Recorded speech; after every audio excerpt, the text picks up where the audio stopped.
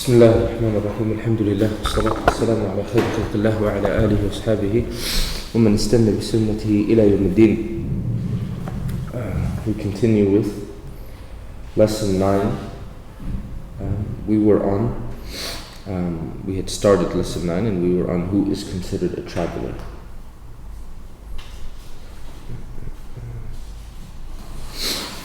Najib, did you ask a question towards the end of class on Thursday? And I said ask it on next week? No? That's the day before. Day before?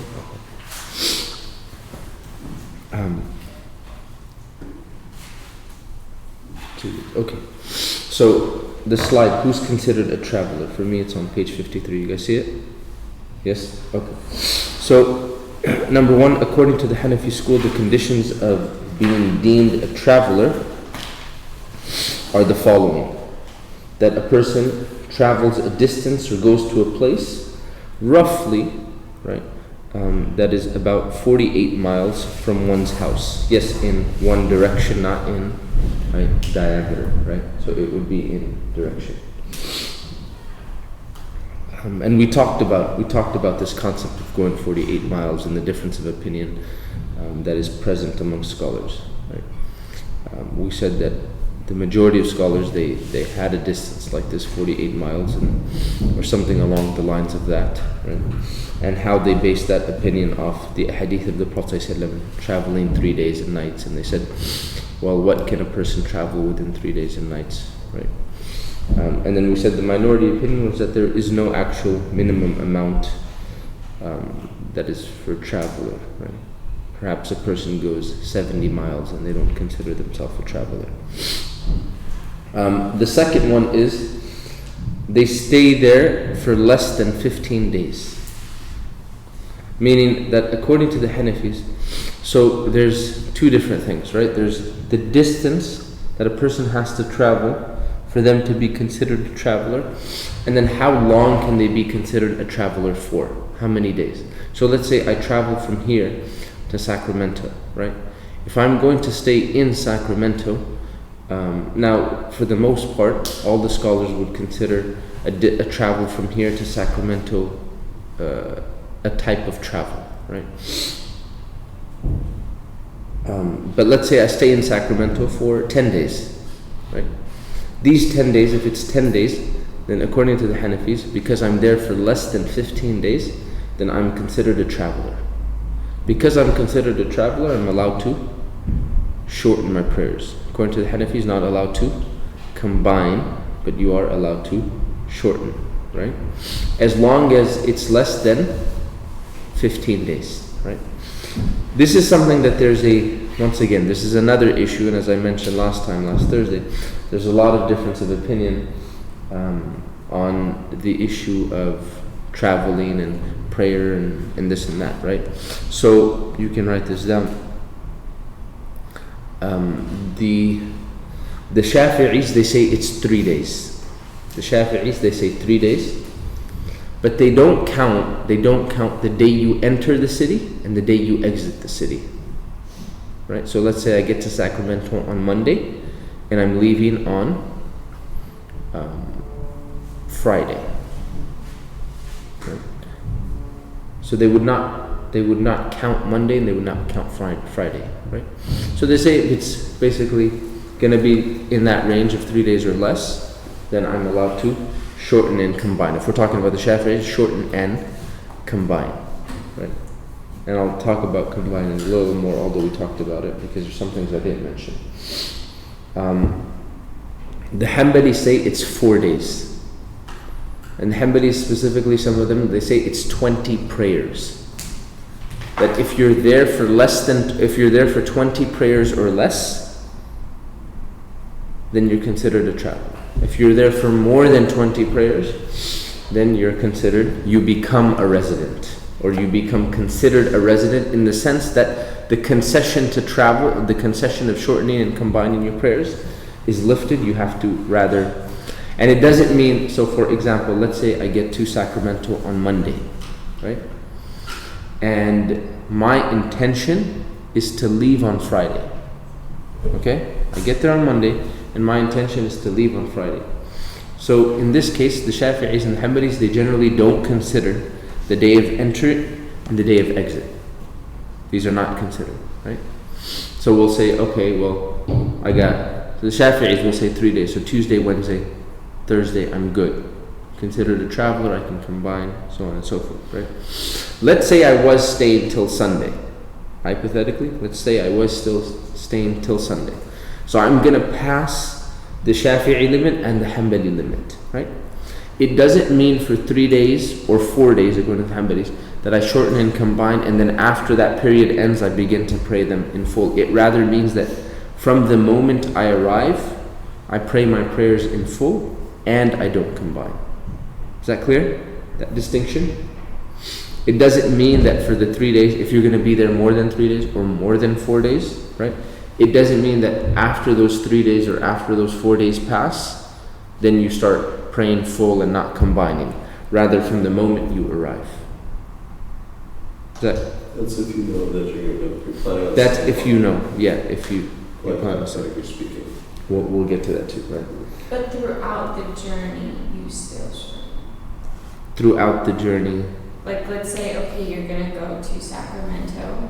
So and let's say you're driving, so from from whatever, OC to Sacramento, throughout that road trip, would you combine, and let's say you're gonna stay there for like a week and a half? So while you're driving there? Yes. So while you're driving there, yes. While you drive, so let's say I'm gonna stay there for, a week and a half, 2 weeks, right? Let's say 17 days. Let's pass the Hanafi limit to 17 days. Yeah. During the journey from LA to Sacramento, if I'm driving, right? And if prayers come up like that, I'm allowed to shorten, right? I'm allowed to shorten. According to the Hanafis, you have to shorten, right? And most scholars say that they say the best thing to do is shorten and not to pray the full thing, right? And then according not to the Hanafis, with the majority, that you're allowed to also combine during that journey from Los Angeles to Sacramento, right? When exactly do you become a traveler, or when does this concession start, right? There's so many issues, so I'm going to try not to confuse you. But let's say I leave LA, right? Let's see, I leave LA and I'm driving to Sacramento, right? Now the question is going to get even more now. You guys didn't get it.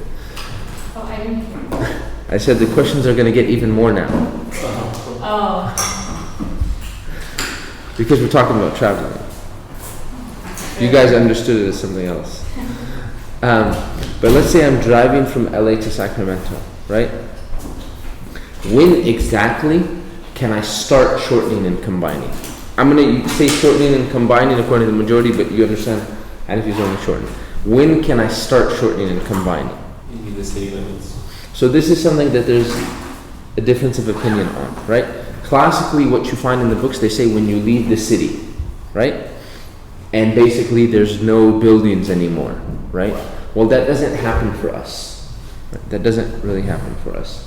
So kind of scholars have a few opinions here. Some have said that, perhaps you say when you leave the city limits, right? The city limits. Well, you leave the city limits, you can leave Diamond Bar in like a few minutes, right?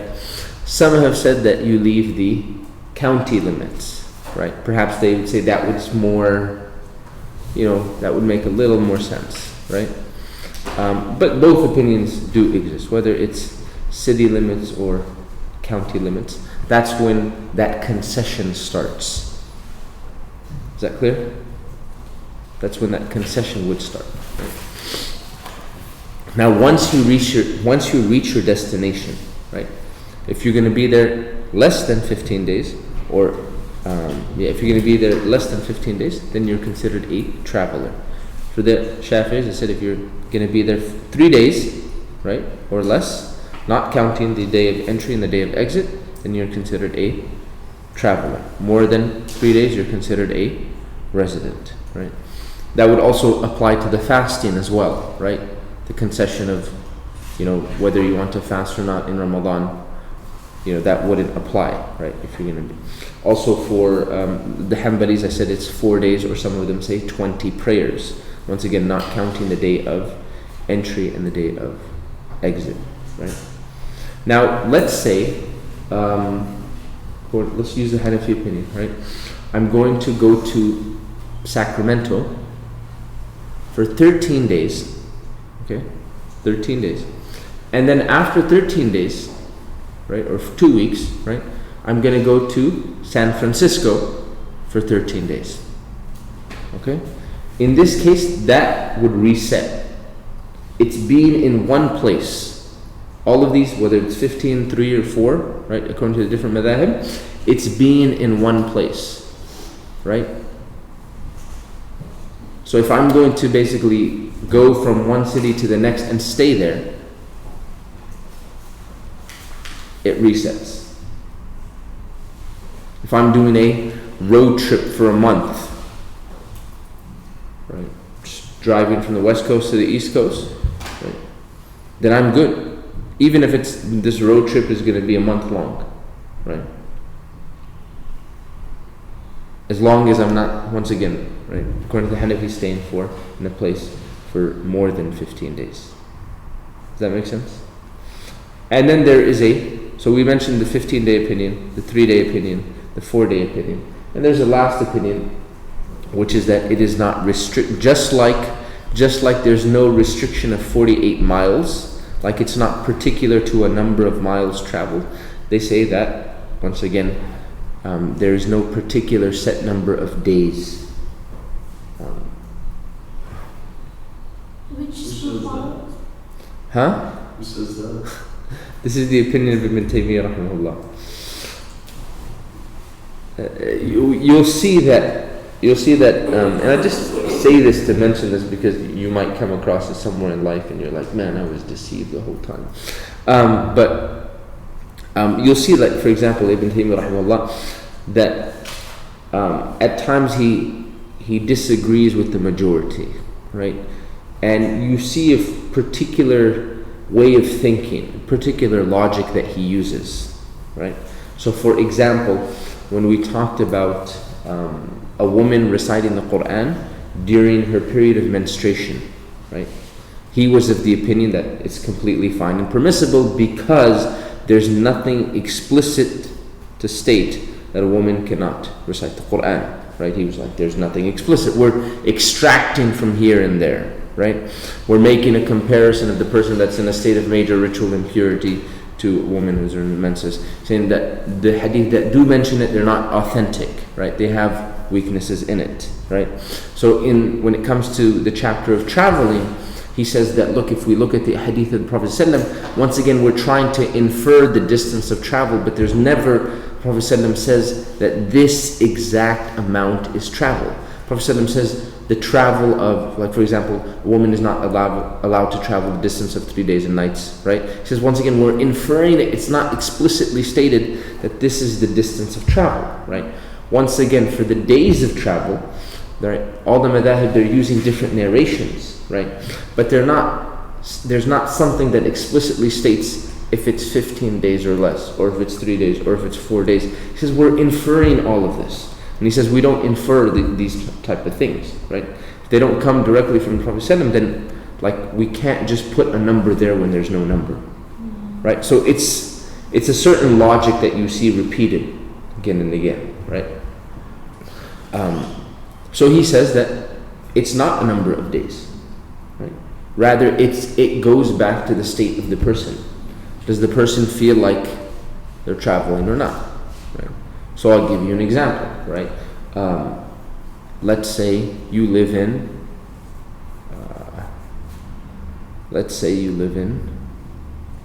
San Diego, right?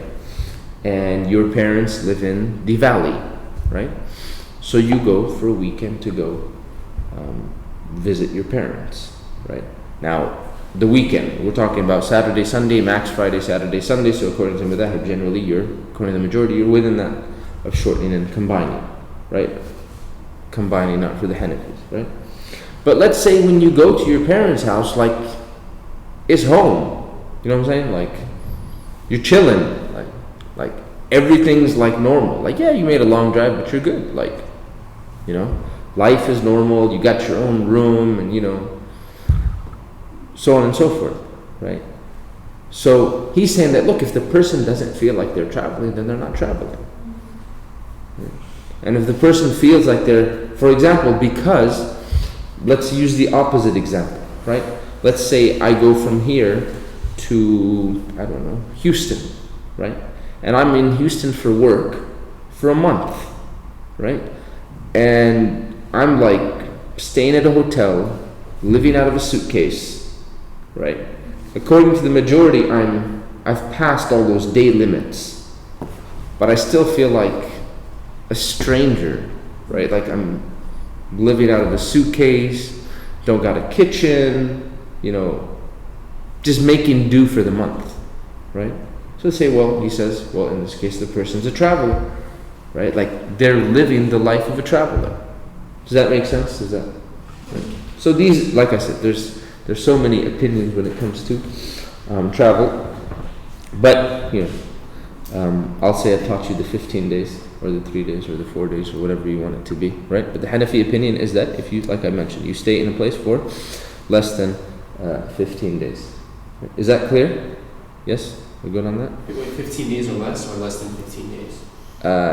Less than 15 days. Technically, if it's 15 days or more, then it would be, you would become a resident, right? But like I mentioned, whether it's the 3, the 4, or the 15, right?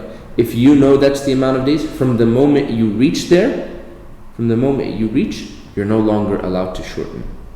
You're allowed to shorten from one destination to the other, but from the moment you reach there, it's not like, hey, after these days pass, then I'll start praying in full and combining. It's rather from the moment I get there, okay?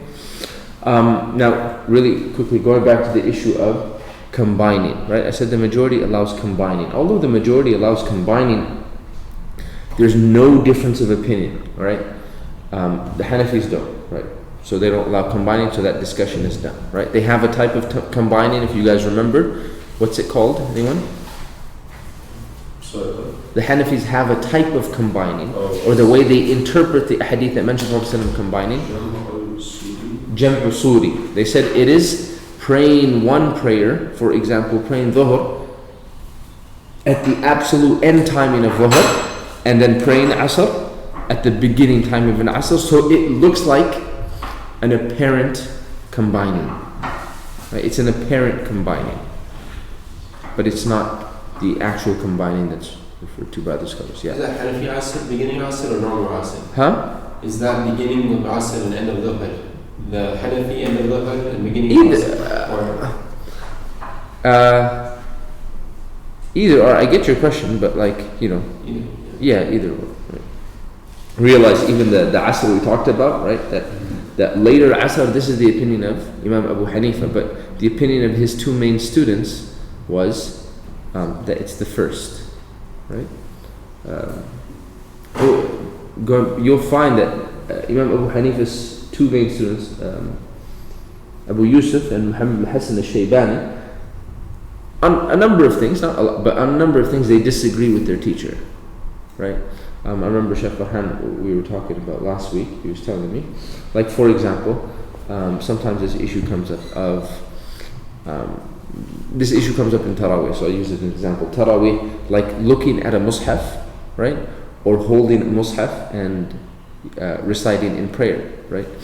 The opinion of the majority, the other madhahib, was that it's permissible. Right? The opinion of Imam Abu Hanifa was that it's something that invalidates the prayer, right? But the opinion of his two students was the opinion of the majority, right? And this is kind of like a weighty issue, right? We're not just talking about how is it done, we're talking about the prayer being valid or not. Yes, going back to, I said, the majority, although they allow combining, they still say that it is always preferable to pray each prayer in its timing. It is always better to pray each prayer in its timing. Right? If someone were to take upon them or to follow the concession of combining, they would not be sinful, according to the majority.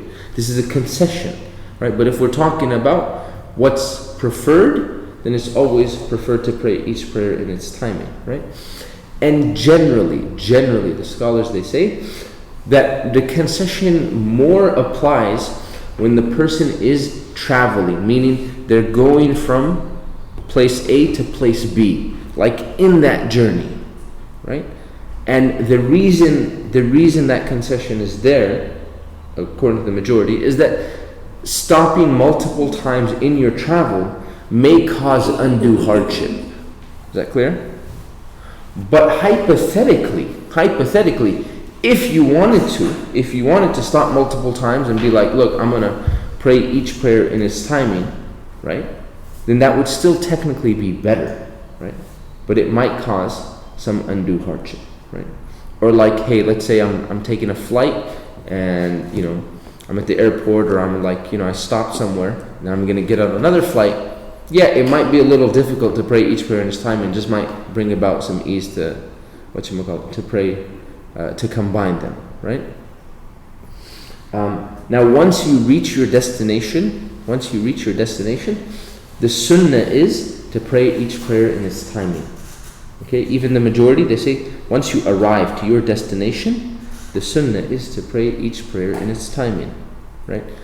If you wanted to combine each prayer with like Dhuhr and Asr and Maghrib and Isha, you would not be sinful. It's something that's permissible, right? But we're talking about what's preferred here, right?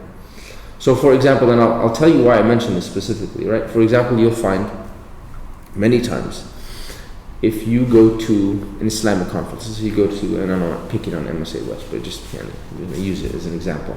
Let's say everyone looked at Maz like he owns MSA West. Like he has the keys. He was giving us a lecture about MSA West right before class. Huh? He was giving us a lecture about MSA West before class. Oh. That's why. It's especially. Like trying to convince you, or?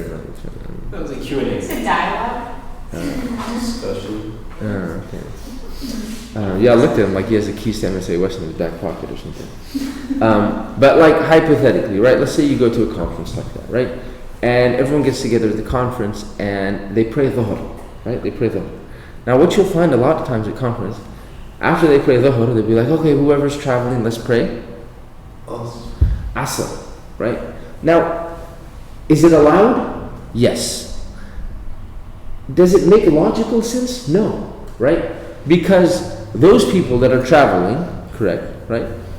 They're most likely going to be at the conference for Asr time, correct?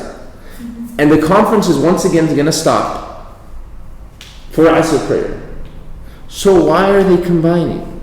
Do you get it? Do you get the issue here? It doesn't, like, so people sometimes they think, okay, like I'm traveling, no, you don't have to combine, right?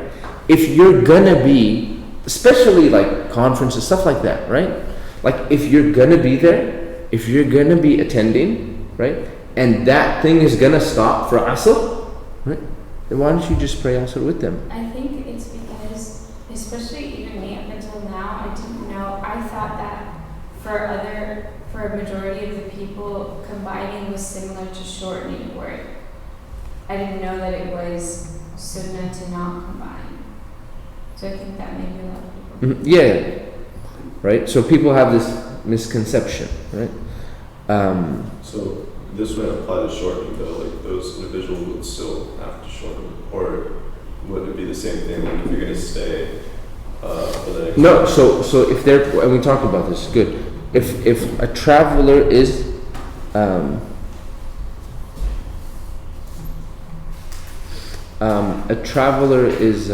whatchamacallit? A traveler is, sorry, give me a second. A traveler, when they're praying behind a resident, right? They pray the full prayer. A traveler, when they're praying behind the resident, they pray the full prayer. Right? And a resident, when they're praying behind a traveler, then the traveler should notify them beforehand that I'm traveling, right? So when I finish my prayer, then complete your prayer. We're talking about a 4-unit prayer, right? That the traveler reminds the resident, and it is also mentioned by the fuqaha, like for example, when the traveler is ending his prayer, right? Like he says, Assalamu alaikum wa rahmatullah, and then a lot of them say on the second one, instead of saying Assalamu alaikum wa rahmatullah, he says basically, complete your prayer, for indeed I am a traveler, right? In Arabic. Atimmu salatakum fa inni musafir. Like, But that won't work for confused, right? This would work. This would work. Yeah, this would work across the board. Sharpening would work. No. She's talking about the specific issue because they're not praying the same as the imam, right? This is one issue, right, that you find that you're talking about because they're praying different amounts of, right? So the traveler praying behind a resident is complete, right? Because imam's going to pray 4, traveler's going to pray 4, right? But the resident behind the traveler, right, you're like, well, hold up, we talked about the intention and following the imam, right? You find that almost all the fuqaha, they agree here that, hey, look, if the resident's praying behind the traveler, the resident gets up and finishes his prayer. It's not allowed for the resident to just pray 2, to shorten, right? Which goes back to that issue of intention and does the follower, pray behind the imam and this and that. And that's why, if you remember back then, we were talking about the Shafi'i opinion, which is kind of like, it's all good. It's all good, right? Like, it doesn't really matter. But then the majority, they kind of restricted it. But here, everyone's like in the same boat. Like, hey, if the resident's ever praying behind the traveler, the resident has absolutely no concession, no permission to shorten, right? They have to pray the full thing, right? It wouldn't count as their prayer if they shortened. So the ma'mum is actually always praying 4. The ma'mum is always praying 4. Yeah, technically the ma'mum is always praying 4. There's a minority opinion that one of my teachers not one of my teachers, but one of the big scholars in Medina held that, like, basically and he says specifically that, I didn't used to say this, but now I believe that I believe it's fine fiqhan. Like, if, for example, a traveler entered upon a resident imam, right, and he caught the imam in a 4-unit prayer, and he caught the imam for the 3rd and the 4th rak'ah, right, he says that he could, right? But this is like a very, very minority opinion, right? Although he's a great scholar, it's a very minority opinion. For the Shafi'is, what is their perspective on a traveler praying behind a resident? Praise. They pray 4. Pray 4. So even if they wanted to pray 2, they could. No. The issue of when to start shortening. Say I was going to take a flight, and it's another time I'm leaving my house. Some people, they shorten in their house, and they combine in their house. That's a no-go. That's a no-go. It has to be at the airport, or like when I leave the county or the city. Yeah. At least be out of that house. Yeah, it has to be. So they say, like, why are you making it difficult to pray in the airport? Just pray in your house first, and because that's Yeah, I right. had that question actually. Walk outside the door. It was common. They just Yeah. So you shorten wouldn't. the So the house. travel hasn't started here, right? Okay. So yeah, what if we did that? Like, we just got the car ready and we walked outside. No. Or is it just the next first city, neighboring city? Look, so people take this thing of like, okay, well, there's hardship and you know this and that. Look, without a doubt, just because, like, for example, people take this statement, like, for example, Islam is easy, right? Yes, it's easy to a certain extent, but like the whole concept of taklif, being responsible, there is some hardship, right? Some normal hardship, right?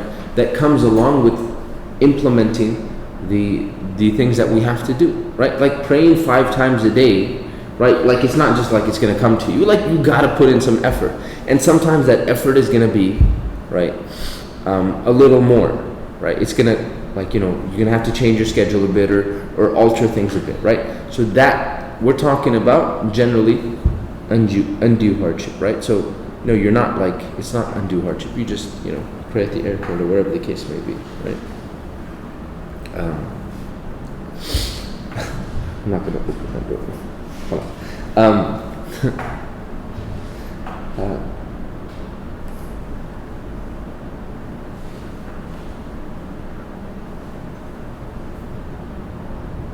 There's a very, very minority opinion, right, that allows you to combine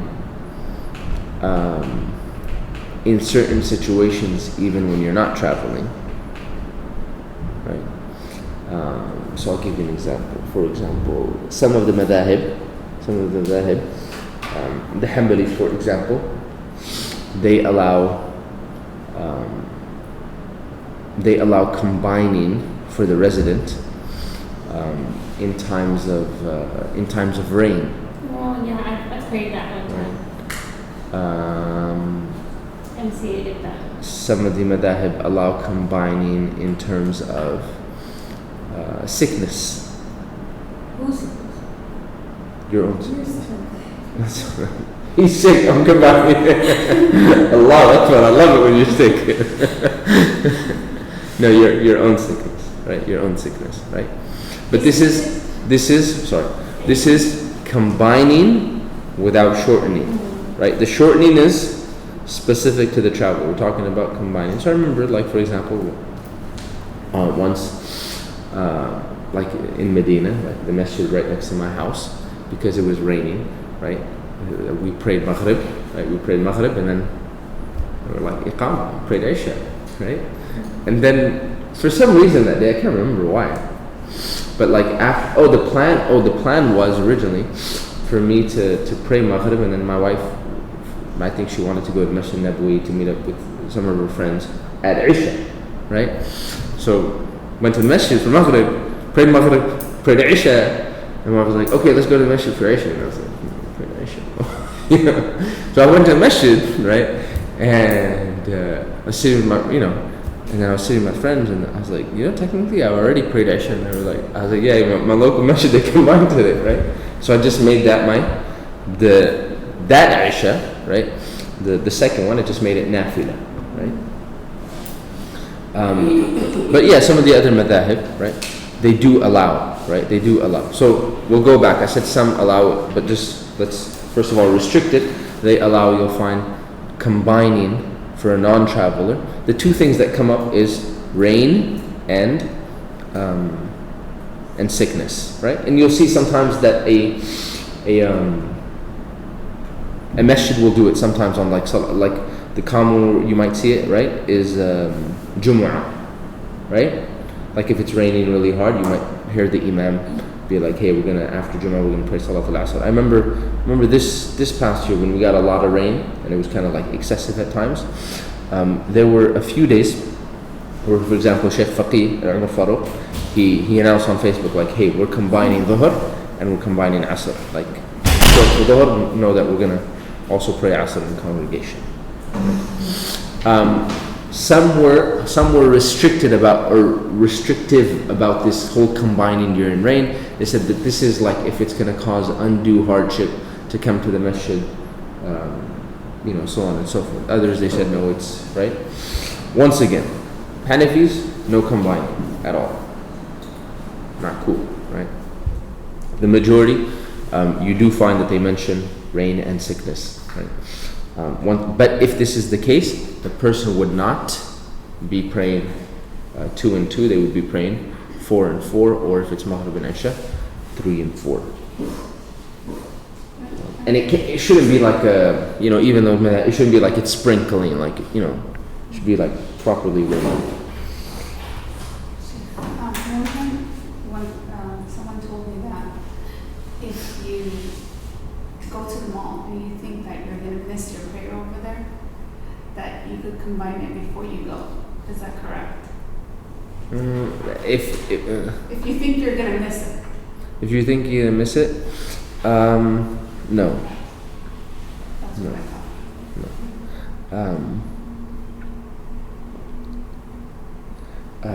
What was I saying?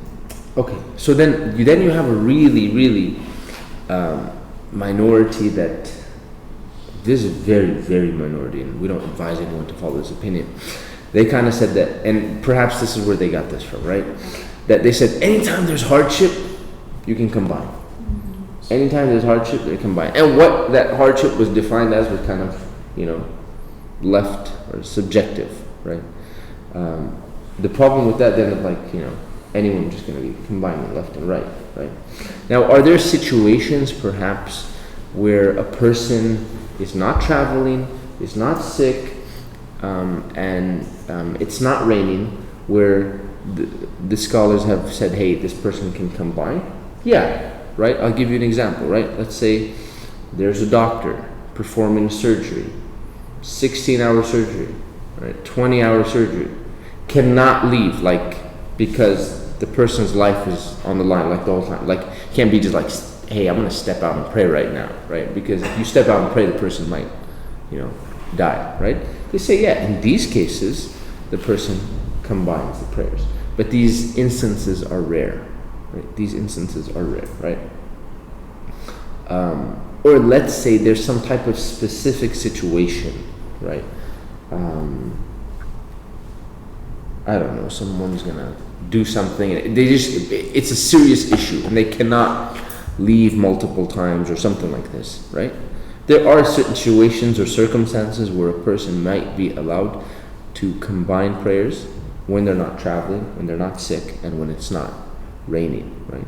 But obviously the general rule is that a person prays each prayer in its time. Would they combine during war? Would they combine during war? It would be possible, like it can be. I don't think we have narrations that specifically suggest that they combined during war, right? Because generally the actual war, the combat did not last that long, right? But it's possible that they did. Yeah, I think how much was it? How many hours were you? How was it there? You're saying that it But wasn't that it long, wasn't that like, means you have some because kind I of mean we're time. talking about, like, for example, like Dhuhr comes in, and right, like even here, like the shortest, right? I think like Dhuhr comes in at 11, right? Maghrib comes in like 4:44. No, I'm talking about like in the winter, right? It's still like almost 5-6 hours, right?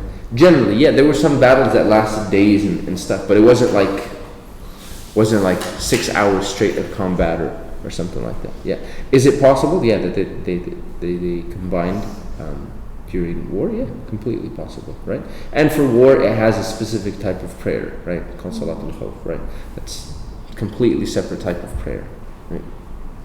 But is it possible that they combined? Whether it's the combining that's according to the majority or the apparent combining according to the Hanafis, yeah, it's completely possible. You said the prayer when it's raining outside, a person can combine. According to some scholars. According to some madhabs. Is that if you were in your own home and you recognize that it was raining? Good, that's a good question. No, this is at the masjid. Oh, This is at the masjid. Good question. I'm sorry, I didn't clarify. This is at the masjid. What about sickness? Huh? Sickness. No, sickness is... It's fine. Yeah, I mean, if you're sick, you're most likely not going to go to the masjid, right? So combining at home is fine. Yeah.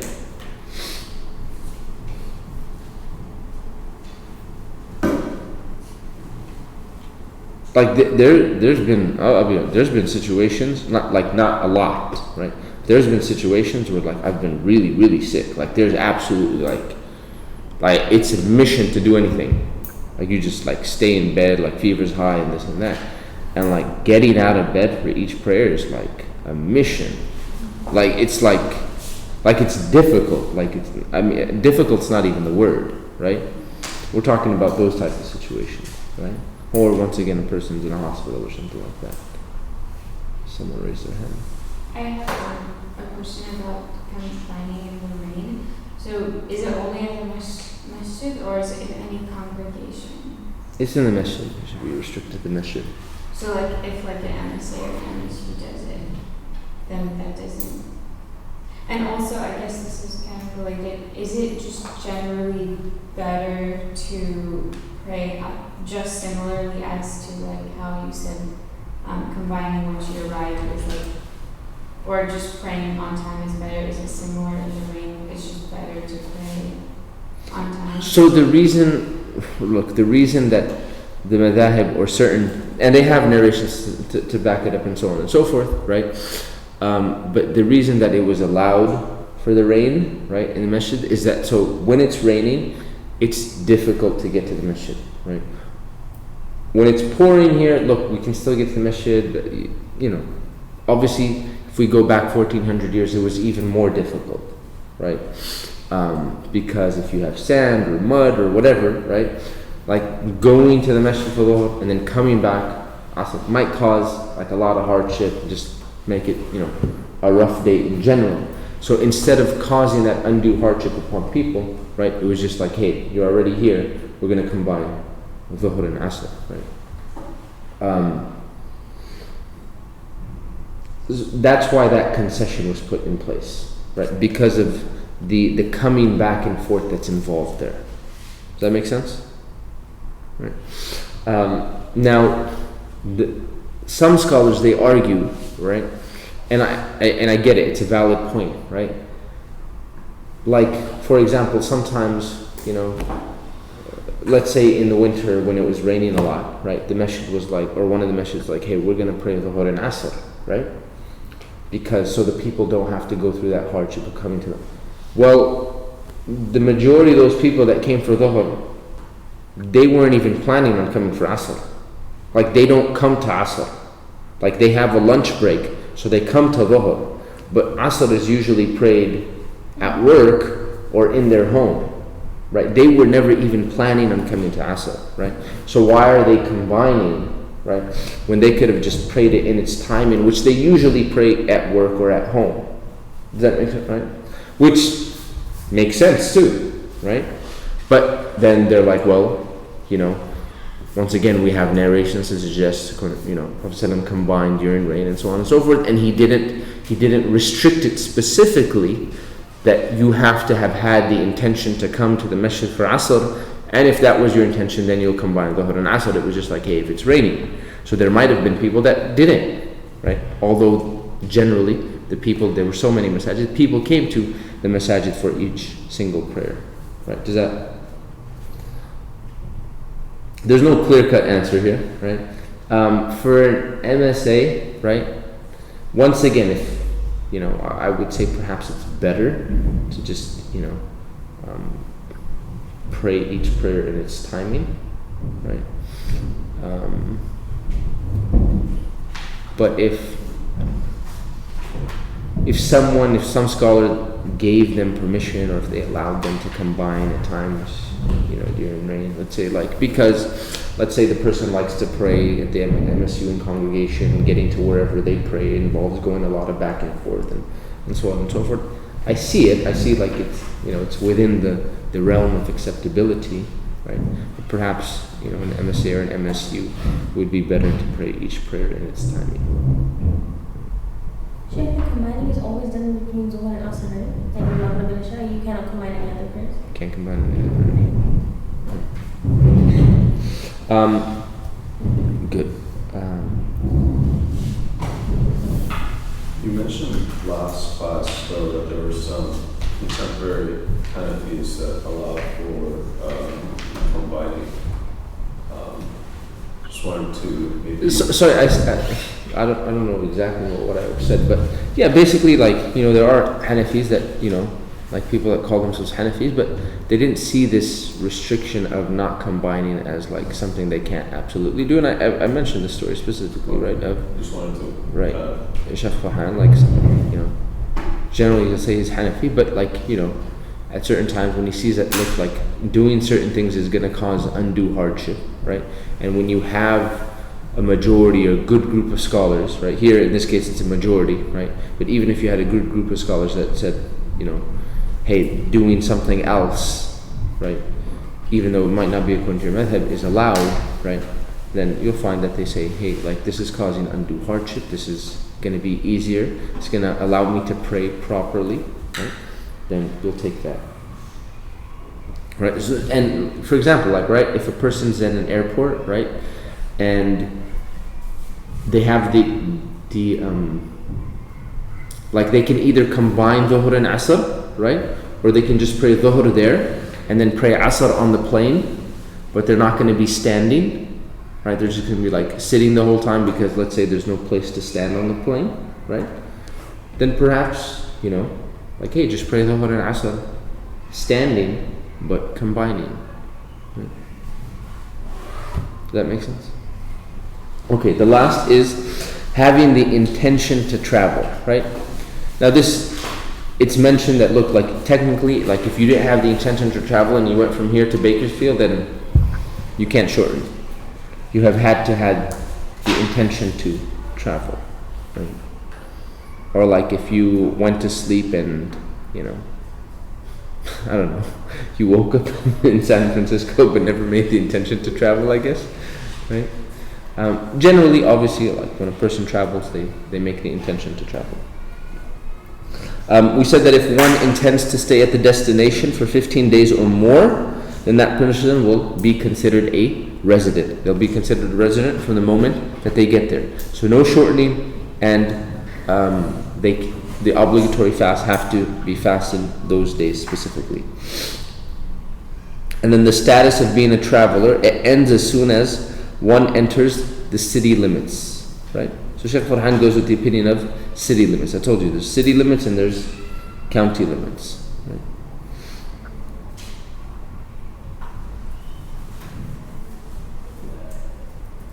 Like hypothetically, let's say you live right there in that house, right there in that house, okay? You live in that house, right? And you're coming back from San Francisco, right? And I don't know, you're like, man, I want to pray, or let's say Asr is about to, right? So let's say you prayed Dhuhr, right, somewhere on the road, and you want to pray Asr, right? And the time of Asr is about to end, so you're like, I want to pray, right? So you pray at the San Gabriel Valley Masjid, right? It's like 3 exits down, right? Like that point, like, right, you should pray the full thing although it might be considered a different city, right?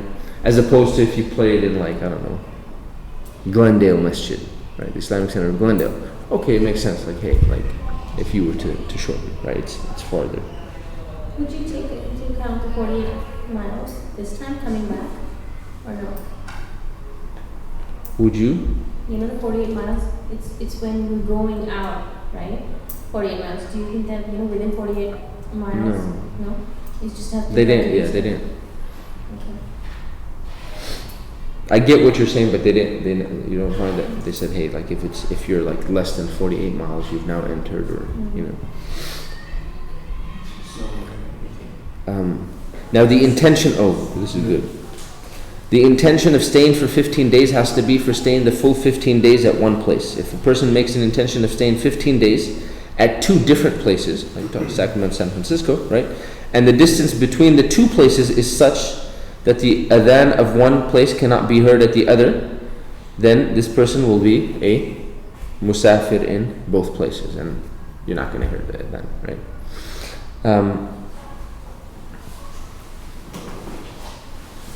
I mentioned that exactly.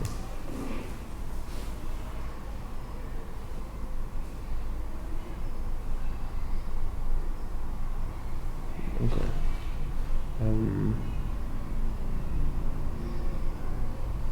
Okay. When to? Okay.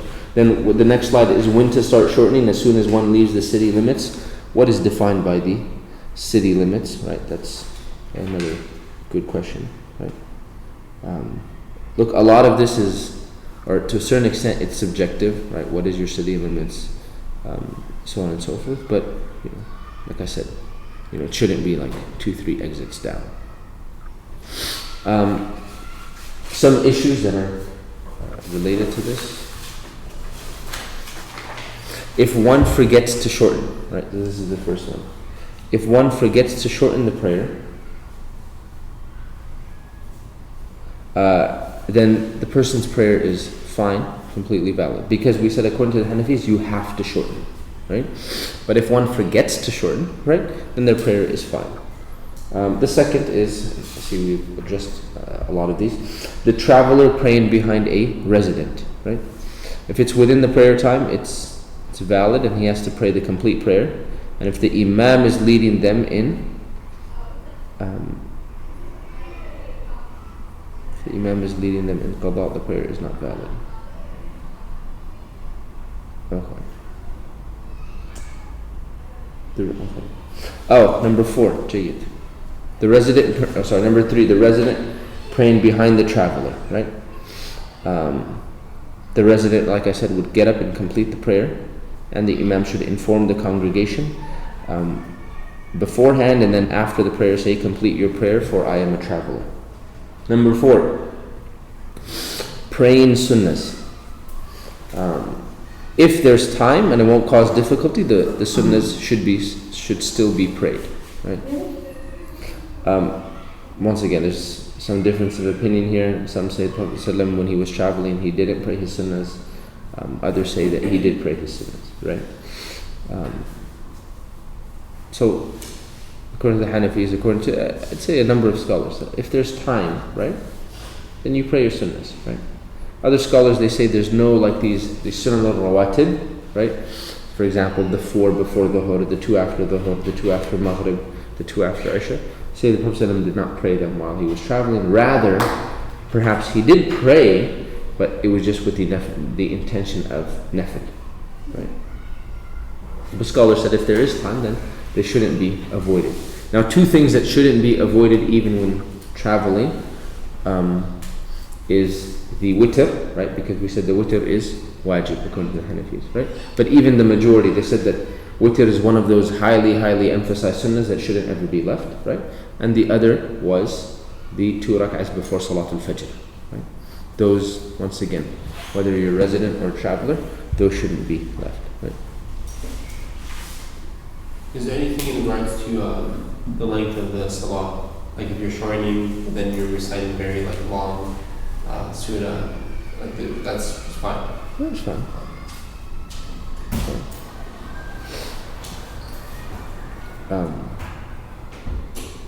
Okay. Combining prayers, we'll just go through this, but we've talked about it. So we said combining prayers while traveling is not permissible according to the Hanafis. And this is, you could say, a major issue between the fiqh schools, with the majority on one side and the Hanafis on the other. The Hanafis, what they do, as I mentioned, they judge all the narrations on this issue to be based on the method of apparent combining, which is called jam' suri, right? And not real combining. Real combining can be defined as jam' haqiqi, right? It's actual combining. They say actually what's going on is jam' suri, it's apparent combining. Praying one prayer at Dhuhr at the end of its timing, praying Asr at the beginning, or praying Maghrib at the end of its timing, and praying Isha at the beginning of its timing. That's how they interpret the text that mentioned Prophet ﷺ combine his prayers.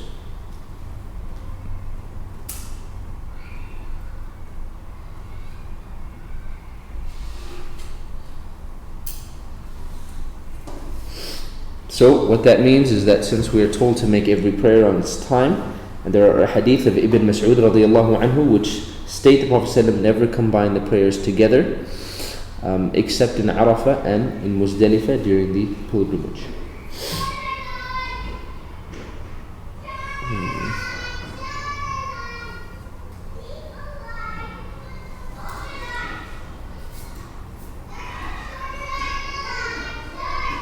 Okay. After that, we go into Taraweeh prayers. Let's take like a 7-minute break, and then we'll start with Taraweeh prayers, verbally, not physically.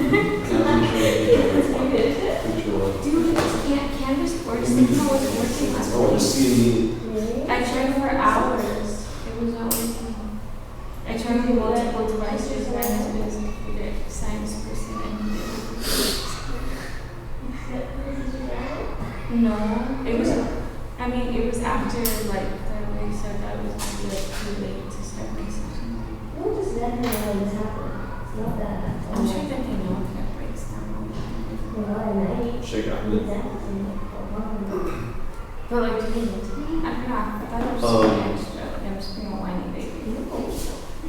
I'm trying to think back to when we were discussing whether the prayers have to be made in order. So if you're traveling specifically and say you enter a masjid and with the intention of praying Maghrib, right? And you're already like previously we're trying to combine Maghrib and Isha together.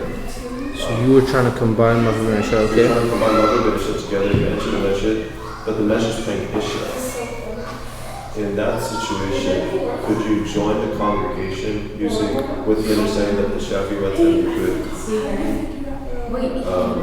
join someone or an imam that's praying a different prayer in different units, complete your Maghrib prayer with the imam. According to the Shafi'is, yes. You could finish the Maghrib prayer with the imam.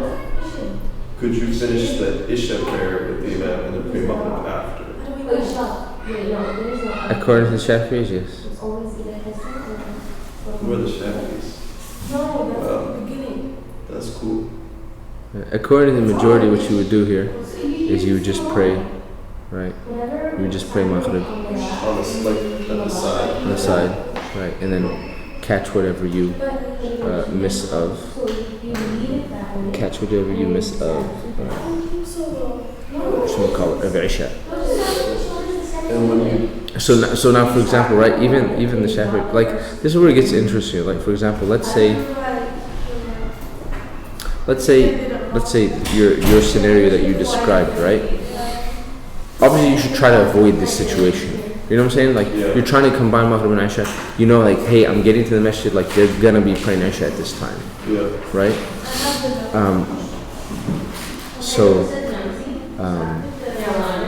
Like let's say you get to the masjid and the imam's in his last 2 rak'ahs, right? And you have, so that's gonna look fine. Like you know what I'm saying? Like you're gonna enter the last 2, the imam finishes, you're gonna get up and pray 1, right? Let's say you catch the imam at the absolute beginning, right? Well then after the imam finishes 3 rak'ahs, you're gonna stay sitting or just like get out of like finish your salah and then pray whatever's left, whatever you can catch the imam in. And that would be your Isha. In Isha, right? And you would have units of prayer to make up, right? You would have units of prayer to make up in your Isha, right? And you would pray 4 for Isha here, and not 2, right? You might catch one, you might not catch that one, but you probably catch the imam at least sitting. At least. You might even catch him standing, perhaps.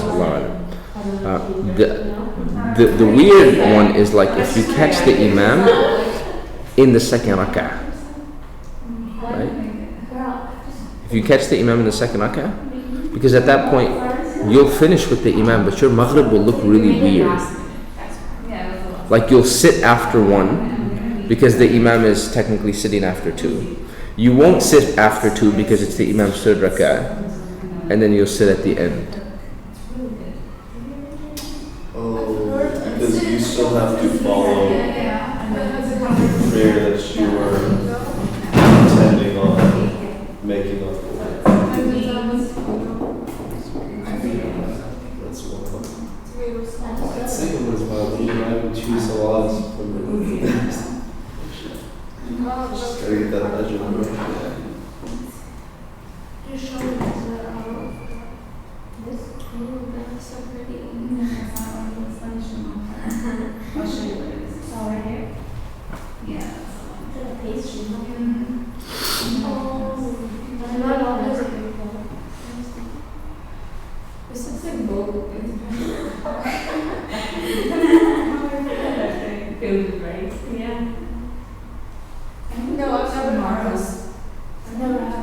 This is funny because it's like losing with ranks.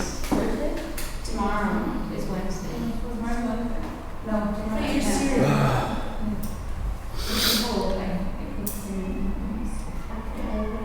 What is this?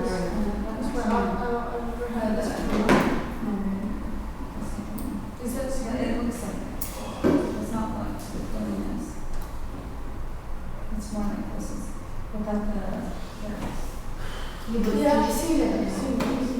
never seen it on my plate. Not my favorite. I think you're the one that attacked me for liking peas and samosas. Samosas, yeah, that's an abomination. Right? Do you have samosas without the peas? That's why. She's a grown woman and she knows what she likes. You haven't had it. That's what I'm saying. No, I haven't. I brought samosas. No, she didn't. What do you think about what's happening in was it Alabama? Wait, you made those Georgia? ones? No, her mom. I just read mostly past. Apparently they're trying to. Oh, chef.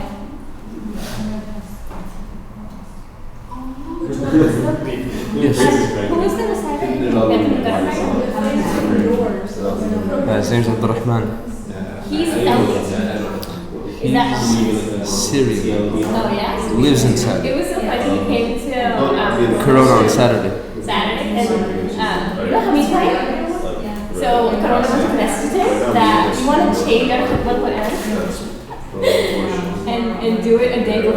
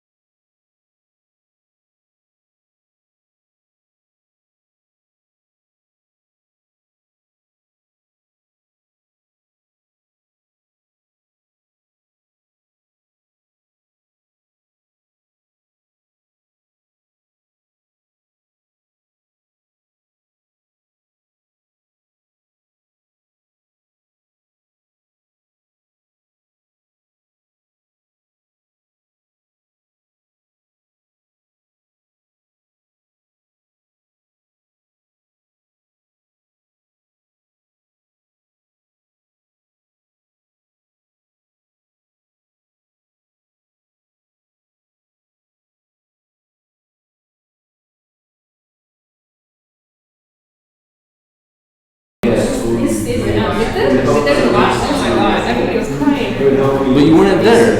But I was just in the live stream. So they do live stream their. I have to do all my passport. They did it at the beginning of Ramadan. Yeah. You're saying it's there? Oh, they don't save it. You can access it after the live stream ends. Huh? After the live stream ends, you can access it. Oh, it wasn't like. So Oh. live, it's only live. August, September, and then December. I don't know, yeah, I will be able to get so that I will be here. Oh, no, that's it. I'm gonna try for August at night time. Probably, Oh, that's I mean, I know it's in September, but December I'm trying to go very far.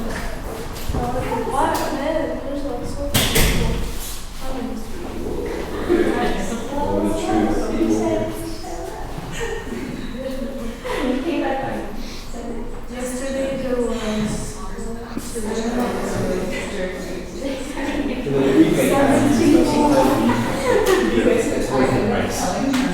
about the fish cakes.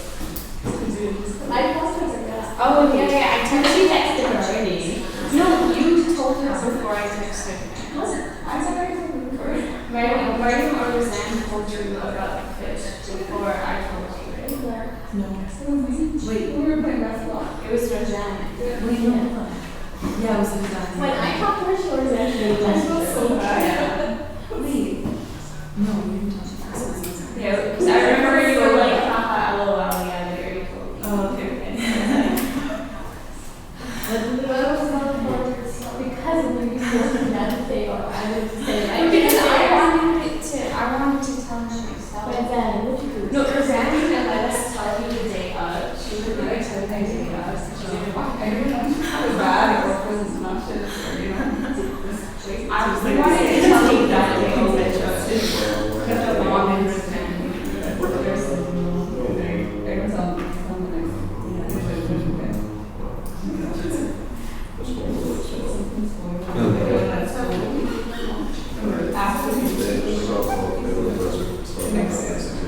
Oh, she's vegetarian. Change the game. I feel like in a year from now, I'll see like the front cover of the Italian Times. Like, man, it means all. That's lucky kind of Skill. thing. Bro, Not totally honestly, like, but like audiobooks, towards that podcasts, vegetarian diet. using all senses to engage electrotext and realize open competition. Taste, or smell. But she's not super Move that word on there. Fingers maybe a little more taste though. Oh, wow. Listen to spice. Listen to spice.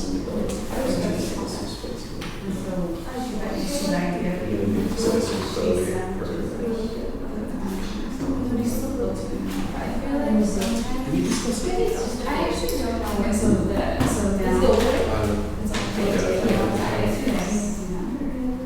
but a lot of people say that we have too much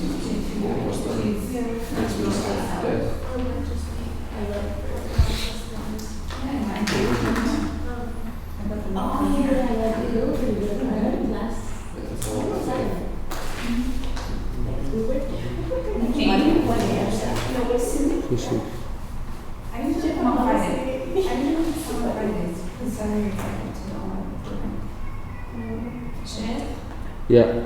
During the time of the process of Saddam, what was her primary Primary?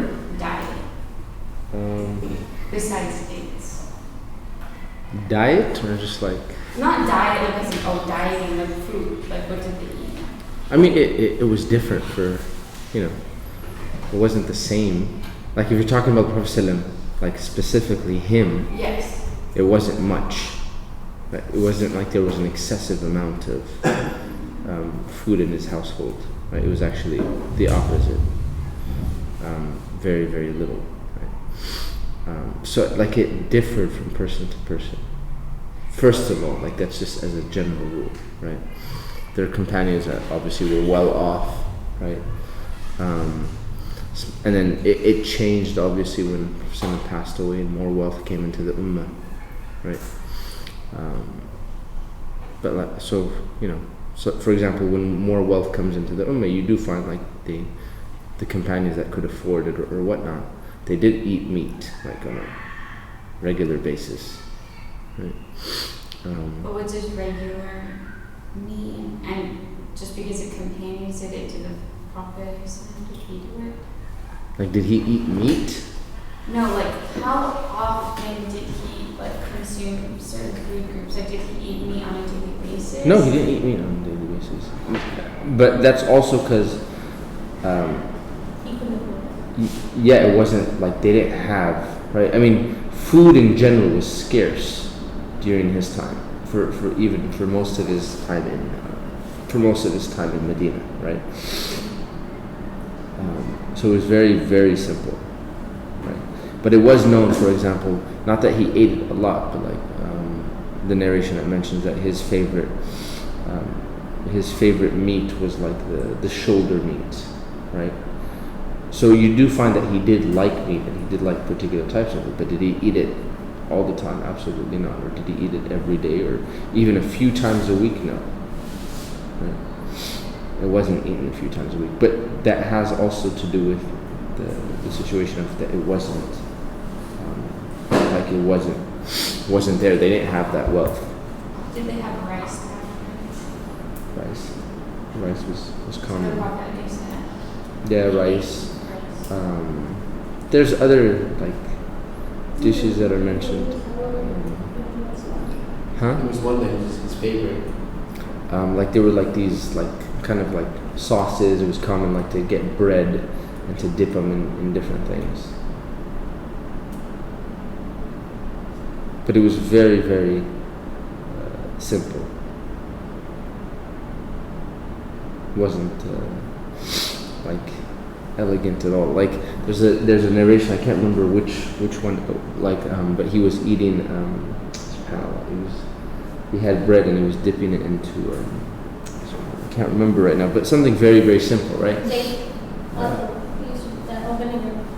I think it was a vinegar with Onions? it was vinegar with something else, I want to say, right? And he basically said like how good of a food this is. Like But their bread, it was wheat bread, right? It was barley bread. it was barley to my understanding.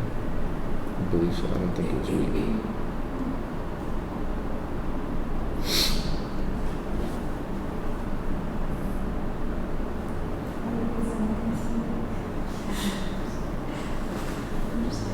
And there is this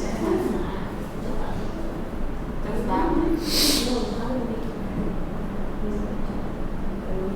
I've seen like YouTube tutorials like cooking like sunnah bread. I don't know how they get how to cook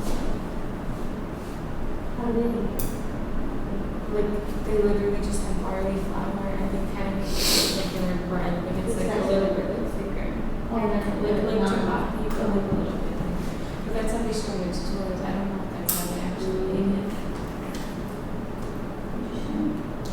The reason I asked. Maryam, you said you weren't there on Saturday, but you heard They the call this sunnah. recitation. Yeah. But you said they take it off. They don't Yeah. leave it off.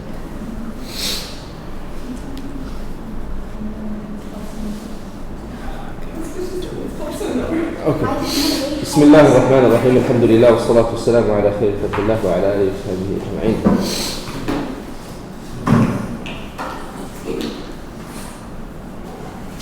Okay.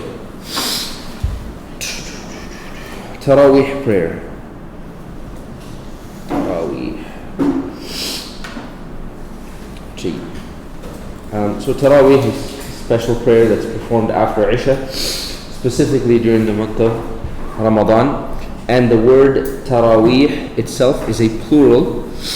The singular is Tarweeha, يعني Tarweehatun, which literally means a time of rest or a time of relaxation. And the reason it's called this, it was a word that was used for any type of sitting, and then later on it was used for specifically that is taken, it was specifically used for the rest that it was taken after every 4 units of Taraweeh prayer, right? That's why you see in most masajid, like after each 2 units they'll get up, but after every 4 there's kind of a pause or a bit of a break, right? So and that's the name. That's where Taraweeh gets its name from, right? Taraweeha, right? It's a number of multiple sittings after each 4 units.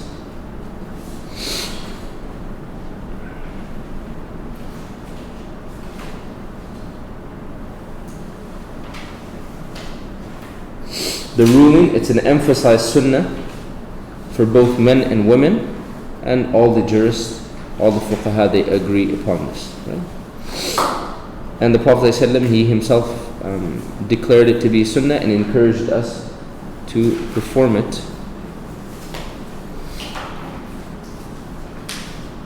Prophet ﷺ said, as mentioned in Sunan Nasa'i, that indeed Allah has made fasting Ramadan obligatory upon you, and I have made prayer at night sunnah.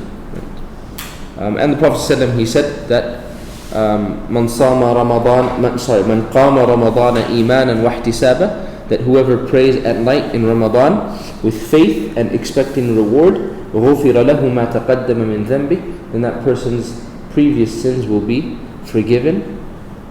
And a lot of the scholars of hadith, a lot of the scholars of Islam, they said that this qiyam that's being spoken about by the Prophet ﷺ, in regards to Ramadan, is speaking about the Taraweeh prayer.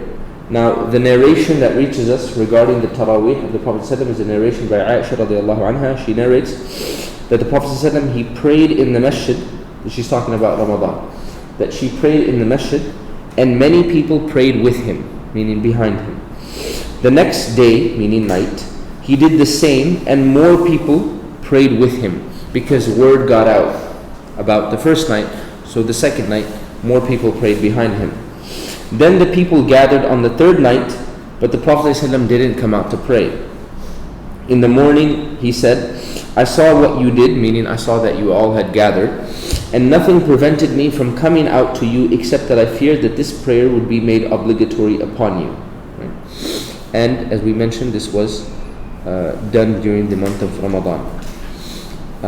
From other narrations, we learned that he led his companions in prayer during the night of, on the 23rd, the 25th, and perhaps the 27th. In other hadith, when the night prayer is mentioned, it's usually referring to the tahajjud prayer. That's right. We'll get to it.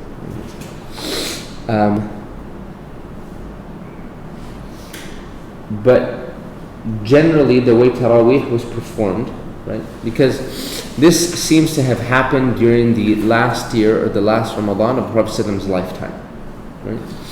After that, generally the way Taraweeh was performed by the companions, it was prayed individually or it was prayed in small groups.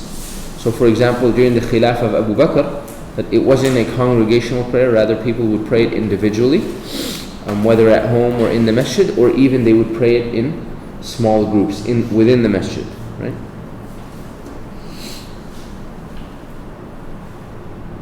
And then it was later during the time of Umar that everyone started praying together in large congregations behind one imam, right? And it is said that during the Khilafah of Umar, he saw this situation. He saw people in the masjid praying Taraweeh. Small groups, individual. Obviously, like when you have small groups, the masjid wasn't huge. Obviously, the voices are kind of like, bothering one another and so on and so forth, right? So he started this practice of gathering all the Muslims behind one imam, right? So he gathered the companions behind one imam or two imams. Now, a lot of discussion there's a lot of discussion about this because he sees this, right? And he calls this in a positive way. He calls it a Bid'ah. He calls it a bid'ah, right? Scholars have talked about what did he mean, because we know that bid'ah is not allowed in Islam, but rather it wasn't an innovation in Islam. Rather, this was something that he saw that was done during the lifetime of the Prophet ﷺ, right? And he was just basically bringing it into practice, right? And his usage of the word bid'ah wasn't the term the way it's used legally, but rather it was the way it's used, you could say, linguistically. Like it was an innovative practice, right? In a positive sense, but not an innovation in the religion, because like we mentioned from the narration of Aisha, this is something that the companions saw, right? And this is something that generally you don't find that when he did this that the companions disagreed with, right? This is something that they actually all agreed with, and they did.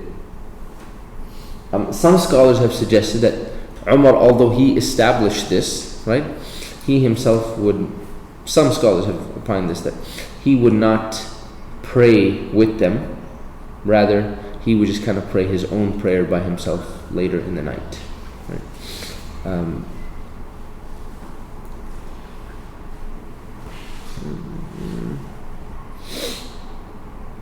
Abdul Rahman ibn Abdul Qari, he narrates that he says, one night in Ramadan, he's talking about the Khilafah of Umar, right? He says, one night during Ramadan, I went with Umar to the masjid and people were praying in different groups.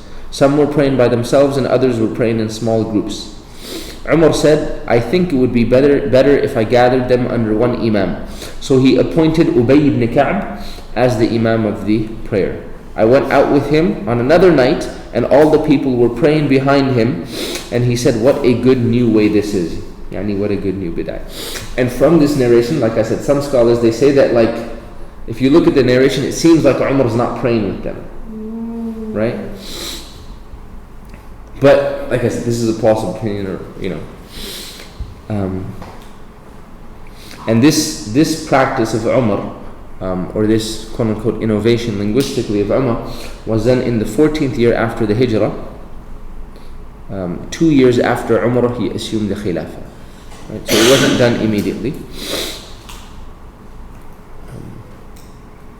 Once one of the main students of Abu Hanifa, Abu Yusuf, he asked his teacher Abu Hanifa, he's about Taraweeh and about specifically Umar's decision to gather the people behind one imam and to make it like a congregational prayer. And Abu Hanifa, he replied, because once again Abu Yusuf's question was like, how could Umar do this when like this wasn't something necessarily Prophet ﷺ put into practice, right? Because when you look at the narration of the Prophet ﷺ, it's like the Prophet ﷺ prayed and people prayed behind him, but there was never an announcement. It was never like an organized prayer, right? Even the second night he came, and then on the third night Prophet ﷺ didn't show up or didn't come out, right? And he explains why in the narration. But Umar made it a practice, right? Like, this is how it's going to be done. So Abu Hanifa, he replied to Abu Yusuf, he said, Taraweeh is a emphasized sunnah, and Umar didn't make this up himself, and he was not an innovator. He only enjoined it based on some proof that he had from the time of the Prophet. Umar established this practice and gathered the people behind Ubay ibn Ka'b, while there were a number of companions still present from both the Muhajirin and the Ansar, and none of them objected to this practice, rather they helped and they assisted. How is Taraweeh performed, right? Now, realize first of all, like when the companions prayed Taraweeh, they were not rushing through like the recitation. Right? That was the purpose wasn't necessarily to finish, although they would finish, but it wasn't like rushing through the prayer, and the prayer was generally like longer. But how was it prayed? There are some narrations that say that the prayer consisted of 20 rak'ahs performed in sets of 2, right? So there will be a total of 10 salams. And obviously the issue of the number of units is always, a hotly debated topic, especially in recent history. Especially, is it 8 or 20, right? The reason this discussion comes up is because there's no narration from the Prophet ﷺ that explicitly mentions how many rak'ahs he performed when he led his companions in Taraweeh, right?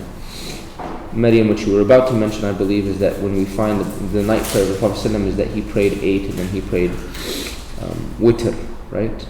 Making it 11, or even that he prayed 10 and then he prayed witr, making it 13, right? That's what you were referring to. I was just going to ask, when in the narration of Aisha, it was mentioned that also someone prayed in the masjid. What time was it? Isha, after Isha or before Fajr? After Isha. After Isha.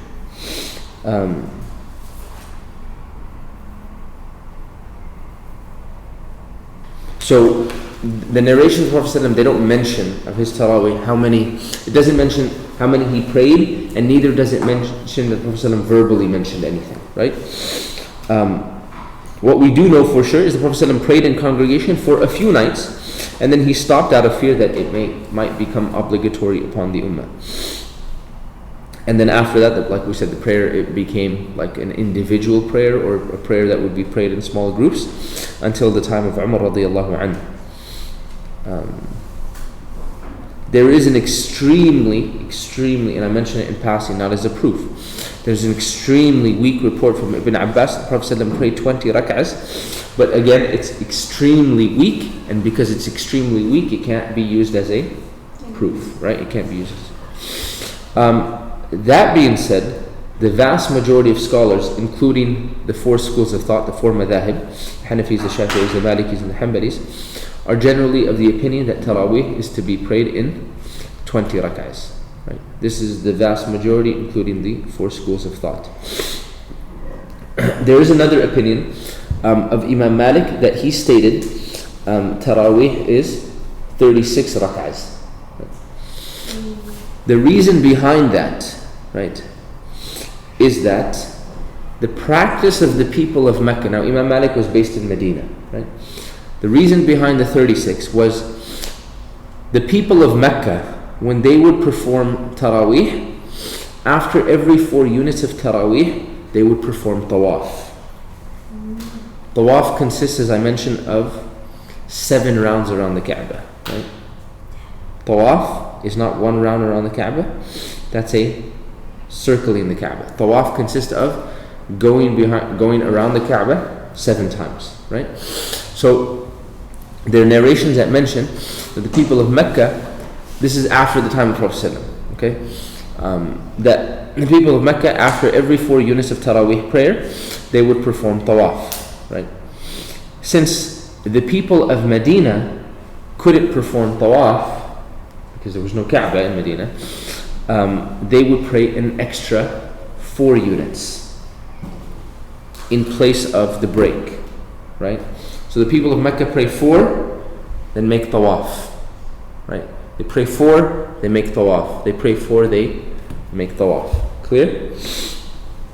So you see that Imam Maliki added 16 rak'ahs, from 20 to 36. Those 16 rak'ahs are 4 additional sets of 4 units, right? It's 4, 4, 4, 4.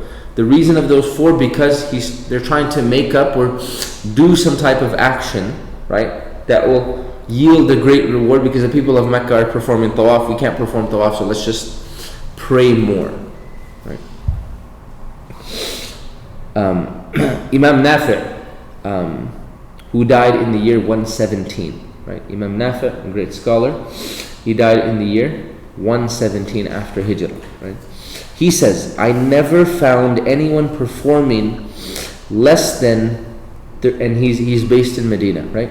He says, I never found anyone performing less than 39 rak'ahs, meaning 36 for Taraweeh and then 3 for Witr, right? And we said he lived most of his life in Medina and he passed away in 117 after Hijrah. Imam Shafi'i, who lived in different places, right? He said, I observed the people performing 39 rak'ahs in Medina, once again 36 and the 3, and 23 in Mecca, right? And Imam Shafi'i, he was born in 150 and he passed away in 204, right? So this is still considered, very, very early on. So where does 8 come from? And they base this off the narration that Umar radiallahu anhu, when he gathered the people behind one imam, he gathered them upon 20 rak'ahs. Some scholars, some, they say that this counts as a consensus, since none of the companions of that time opposed this decision, right? Imam Malik narrated from Yazid ibn Rahman that who said the people who used to pray 23 rak'ahs during the time of Umar, and similarly one of the other companions, he narrates that the people used to pray 20 rak'ahs in the month of Ramadan during the time of Umar, right? So there's narrations to suggest, where did this 20 come from? That Umar, when he gathered the people, he gathered them under praying 20 rak'ahs, right? I believe there's some narration that suggests that they used to pray less, but then the prayer was kind of to make it easier upon the people, right? They increased the number of rak'ahs, but kept the recitation, they shortened the recitation. Instead of having long recitation, they shortened the recitation, right? But generally, the vast majority of the ummah has been upon the opinion of 20. 8 has become much, much more common. Some people have said, now where does 8 come from? Some have said the narrations that Umar gathered the people behind the Imam and they prayed 20 rak'ahs. They said these narrations are not completely authentic. They all have some weakness in them. So that, right? They say that combined with all the narrations that mention the Prophet ﷺ when he would pray the night prayer, he would pray 8. Right? So they use that because they say that the hadith of Taraweeh doesn't mention a number, but there are other hadith, for example, Aisha and so on and so forth, that mention the Prophet ﷺ when he prayed the night prayer, he would pray 8. Right? Those are two things, right?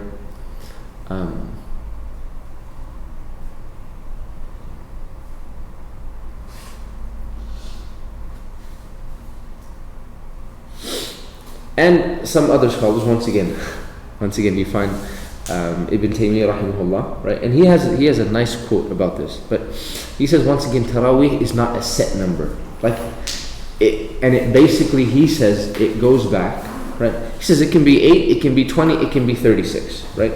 He said it goes back to the Imam, and the Imam decides what's best for that community, like whatever will ensure that people take maximum benefit, right?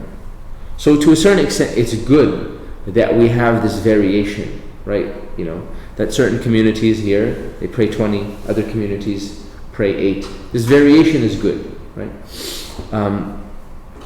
So Imam Taymiyyah rahimahullah, or Shaykh al-Islam, he was under the opinion that, look, it's not a set number of units, it's open, right? It can be 8, it can be 20, and once again, what should be looked at is what will bring the most benefit to a specific community, right? If it's more conducive to them praying 8 or praying 20, the longer recitation and just pray 8, or the shorter recitation and pray 20, right?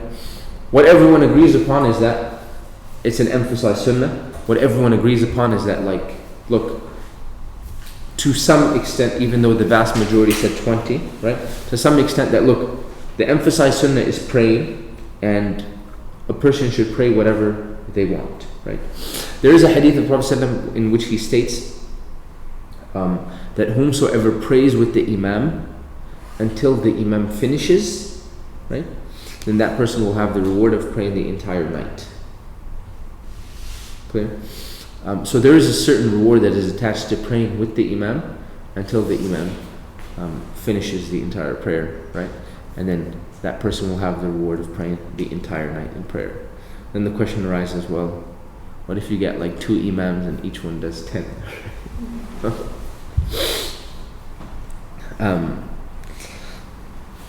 What was generally understood classically from this is that the person who prays the entire thing with the Imam, right, the entire prayer, whether it's 8 or 20, right, not if you pray with a particular Imam, but some scholars have said that, hey, look, as long as you pray with one Imam and that Imam finishes, then you've prayed with, we can say that hadith perhaps applies to that person, right? But there is a certain reward that is attached to beginning with the Imam and ending with the Imam. Also, in terms of it is considered a sunnah to complete the recitation of the entire Quran in Taraweeh itself, right? But once again,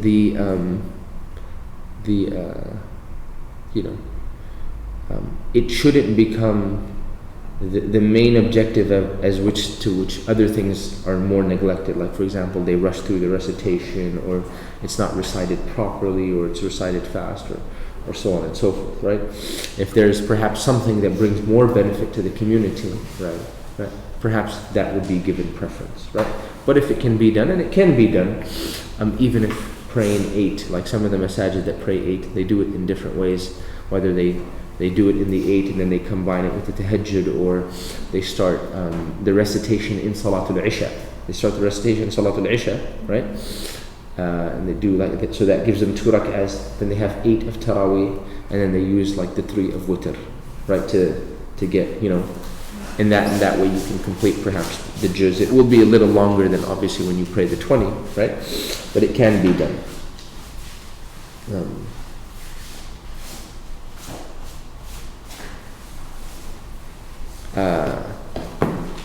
Any questions about that? Sheikh, this division of the 30 juz, when in our history was that made? Huh? With the dividing the Quran into 30 sections? When was this? The dividing of the Quran into 30 juz. This was done in the year. Definitely after the Khulafa Rashidin, right? Was it after the Khulafa al-Rashidin? The 30 ajza? I believe so. So in the Tarawih that they prayed, it wasn't that finish the juz and then. No, it wasn't that particular. Like it wasn't, it wasn't that particular. It's become, very, I don't say robotic, but like, what I'm saying? But it makes sense, like you have 29 nights, you divide it this way and so on and so forth, right? In a good practice, it's become that way, right?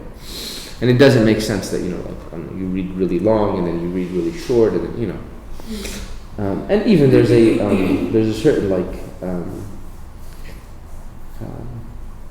certain wisdom that comes with leading the Tarawih, sometimes you find in certain, not most places, but sometimes if they're experienced, the first 12 will be really long and then the 8 will be really short, and it just kind of does it, the 8 become extremely short and the 12 become extremely long, right? And then you see in certain places, and you see this you see these YouTube videos, they become viral, where people are trying to pray the 20 rak'ahs, not finish the Quran, but they're just trying to pray the 20 rak'ahs. So they're I think Sheikh Jamil was mentioning when he spent a few days of Ramadan in Turkey, they say Allahu Akbar, read 3 verses, right? And then Allahu Akbar, right?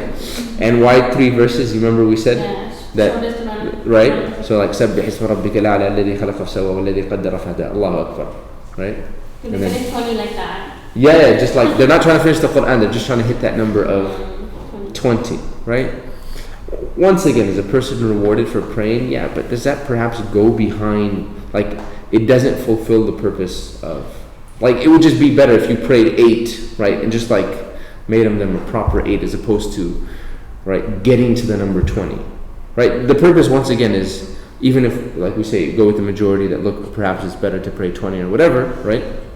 The purpose is not to get to the number 20. The purpose is to have, proper standing or whatever. But you'll find videos of this, they always go viral during Ramadan. I'm trying to find this quote. Let's see if I have it. Yeah, go ahead. So, I don't know if it happens in Soka, but in the area they have... Look, everything happens in Soka, right? They have this additional prayer called Qiyam al-Layl after the Tarawih. So, do we have an evidence of that from the Sunnah? Or was Tarawih the Qiyam al-Layl? 1 second. That's my question too, actually. Is from the 20 group and the 8 group, is the disagreement around whether Tarawih is considered a night prayer or a Qiyam al-Layl prayer, or is it separate from Qiyam al-Layl? That's a good question. I'll get to it in 1 second. Please let me find this. Also, is Qiyam al-Layl supposed to be prayed in Jama'ah or individually? Oh, that's another big question.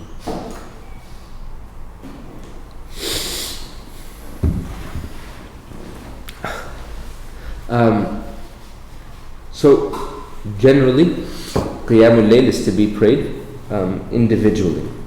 Right? It is to be prayed individually, generally.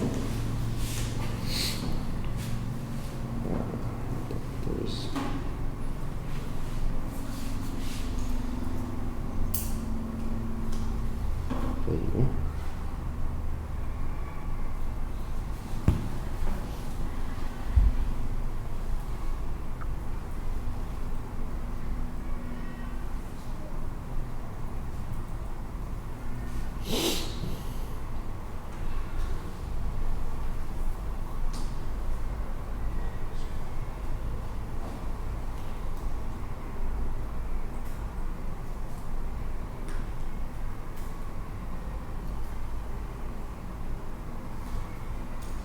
Okay, so first of all, really quickly, 2 terms. Qiyam al-Layl, and the second term, Tahajjud, right? Generally, the scholars, they say that the word Qiyam al-Layl is a very comprehensive term. Okay, it's a very comprehensive term. And they said under Qiyamul Layl, like basically Qiyamul Layl could just be described as spending time in the night, right? Even if it's just a part of it, or even an hour or a few minutes, whether it's in prayer or recitation of the Quran, or just like someone sitting down and remembering Allah subhanahu wa ta'ala, right? And Qiyamul Layl, by its nature, it doesn't mean that a person spent the most of the night. It's even a part of it, right? So like for example, if someone says, hey, like, you know, try to pray some Qiyamul Layl every night, right? They could mean like, hey, like after Salatul Isha, after your Sunnah of Isha, just like pray 2 rak'ahs, right? Pray some Qiyamul Layl, right? As for tahajjud, they said, the majority of scholars, they said it's specific to Salah.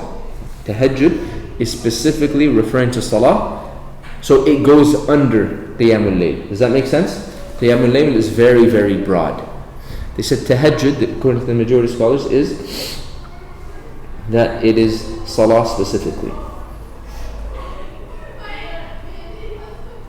Any Salah that happens after Salatul Isha is Tahajjud. Oh, okay. Any Salah that happens after Salatul Isha, right, would be Tahajjud. So it would also be Qiyamul Layl, because Qiyamul Layl is a all-encompassing term, right? So it's not the last third of the night.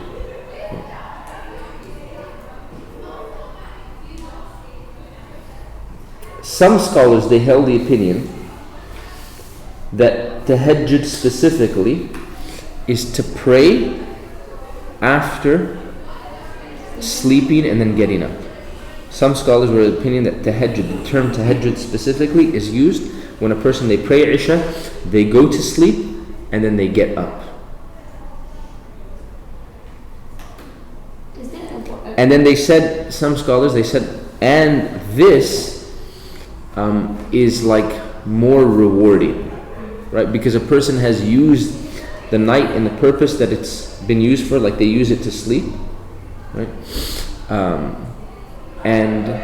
And obviously the fact that like going to sleep and then getting up to pray is a different level of exertion than just, you know, praying after Isha. So Tarawih would be Qiyamul Layl as well, according to this definition.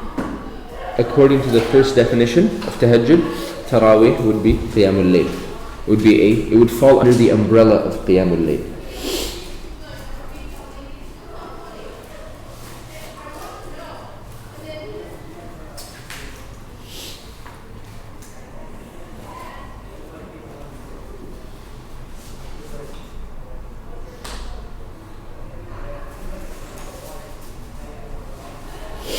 Now it has become a common practice. That's why I wanted to go back, because a lot of your questions were like, hey, is it permissible to pray Qiyamul Layl in Qiyamul Layl in congregation? Well, Taraweeh is a type of Qiyamul Layl, right? What you guys were kind of referring to is the second definition of Tahajjud,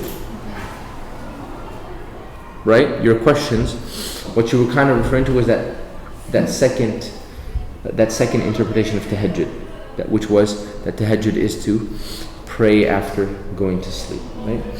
Are there narrations to suggest the Prophet ﷺ that he prayed and then like disappeared for a few hours and then got the companions together and prayed again? No, right? Realized the Prophet ﷺ only prayed, quote unquote, Taraweeh with his companions on a few nights, and that's it, right? And even on those few nights, it's not like they prayed and then they disappeared for a few hours and they got together and prayed, right? But we've seen a practice, it's not only here, it's across the world, right? In the last 10 nights, right? Especially in the last 10 nights. Happens, you know, other than that, but in the last 10 nights, they'll pray Taraweeh and then, you know, there'll be nothing and then they'll pray again, right? The reason it's done is just given more opportunity to people to partake in congregational prayers. There's nothing it would not be considered an innovation. Some, a very minority, they said like, where do you guys get this from? Like, you know, like this is not something the Prophet ﷺ did, and like you're just like, right? But there's no issue with the practice. There's no issue of praying a congregational or praying this Qiyamul Layl, right? Especially in Ramadan, praying this in congregation. There's no issue with this, right? It's just giving an opportunity to pray more, right? Perhaps someone couldn't make it to Taraweeh, right? So on and so forth, right? They were really tired. This is another opportunity to pray. Perhaps a person did. This is just an opportunity to pray more. Right? But generally, especially outside of Ramadan, tahajjud or this night prayer, it should be prayed individually. Right? But some scholars have allowed that, you know, in certain situations, like, you know, if it's prayed once in a while communally, and generally find the concession is given for Ramadan, that it's fine if it's prayed communally.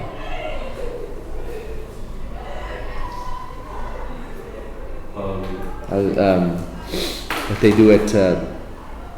do at MCA is really cool. So they have their Taraweeh, which is their 20 rak'ahs, right? And the Imam, he recites the whole Quran, finishes on the 29th night, right? And then they have their tahajjud, right? Their tahajjud starts on the 14th or 15th night of Ramadan. And the Imam, he does 8 rak'ahs, and he does 2 juz every night. It's painful. It hurts. It's a great review. The few nights I attended, it was a great review. So on the 29th night at MCA, on the 29th night, there's 2 khatams. There's a khatam at night, and then there's a khatam in tahajjud. Yeah. It's one person that leads. Yeah. One person that leads. Taraweeh, Sheikh Sayyid Jibreel. He's the brother of the Qari Muhammad Jibreel. But yeah, he leads all of Taraweeh, and then he leads all of Tahajjud. It's a great review, Mona. 2 juz. And you're praying, right? But yeah, it's long. I mean, separate 2 juz in 8 rak'ahs, right? He's reading half a juz each 2 rak'ahs. Yes. 5 pages per rak'ah. Like, it's proper qiyam. Yeah. Is it better to do more rak'ahs, less each rak'ah, or more in each? Say it again. Is it better to do more rak'ahs for qiyam? For example, like do 20 rak'ahs of qiyam, and do less Quran, or do more Quran? Do we increase? Is there That would go back to the person. Right? That would go back to the person. But there are a number of narrations to suggest, like the Prophet ﷺ reading. For example, one of the companions, he says he prayed with the Prophet ﷺ. Prophet ﷺ started Al-Baqarah, right? And then Al-Baqarah, after Al-Baqarah, it doesn't say Al-Imran, but he says he started, I believe, Nisa, right? So like we do find like that, and they used to stand for a long time, right? So not to say it's more rewarding, but like when you do read about, for example, sometimes the tahajjud of the Prophet ﷺ, or even the companions or the generations after them, you do find one thing that's repetitive is this concept of standing for a long period of time and there being a lot of recitation. Like not a page, not 2 pages, but a lot of recitation. Right? Baqarah, and then Nisa, like that's like... in one standing? Yeah, in one standing. So we're talking about, just going at it. Is there any measure that does that either domestically or internationally? Any measure that shows that? No, but there are. For example, I remember in where was it? In Egypt, when I was there in Ramadan, I always heard. I never went there, but they said there's a sheikh in some part that leads like really, really long. Like even more than this whole 2 juz thing, like really, really long, But hey, you talked about like, if it's nafil prayer, you're allowed to sit, right? It's less rewarding, but you are allowed to sit. Go ahead. I believe we mentioned this before, but it's impermissible for those who have not memorized a portion of the Quran to read it from a mushaf while praying. They're leading. They're just praying by themselves. They're praying by themselves, according to the majority. According to the majority, to hold a mushaf or to look at one while praying, whether you're leading, is permissible. From a portion they have not memorized. From that which they have not memorized. And if they're leading as well, like other people are behind them. If it doesn't make a difference. If they're allowed to do it when they're praying by themselves, then they're allowed to do it when they're leading. So generally it's permanent. The majority allows looking at a copy of the mushaf and praying, whether you are the person that is praying by yourself or the person that is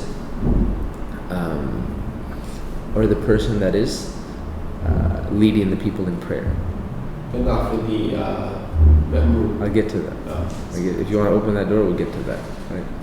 Oh, this was praying alone or the imam? Yeah. Praying alone, or looking at the mushaf and reciting, according to the majority, right, it is allowed. I think I just mentioned about an hour ago, right, that I was talking to this issue about Sheikh Farhan, right, and he said that the two main students of Abu Hanifa, they're with the majority on this issue, right? One second, pause, guys, pause.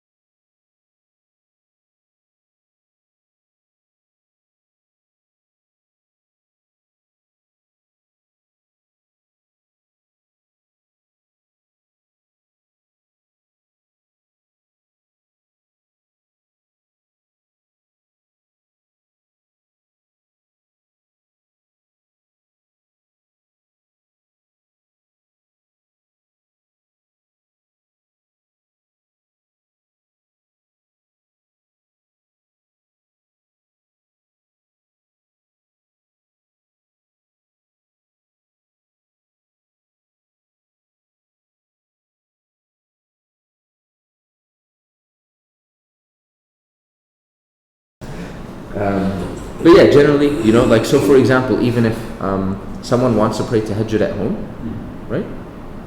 It's fine. You can do it, right? Yes. It's fine, completely fine. Or like, if you're gonna, like, for example, like, I've done it before. Like, I'm gonna read, like, I want tahajjud. Like, I want to combine between tahajjud and review of the Quran, right? So like, I want to read Surah Al-A'raf. Like, dude, I know I'm going to make mistakes in Al-A'raf or An'am, right? I'm going to hold the mushaf, right?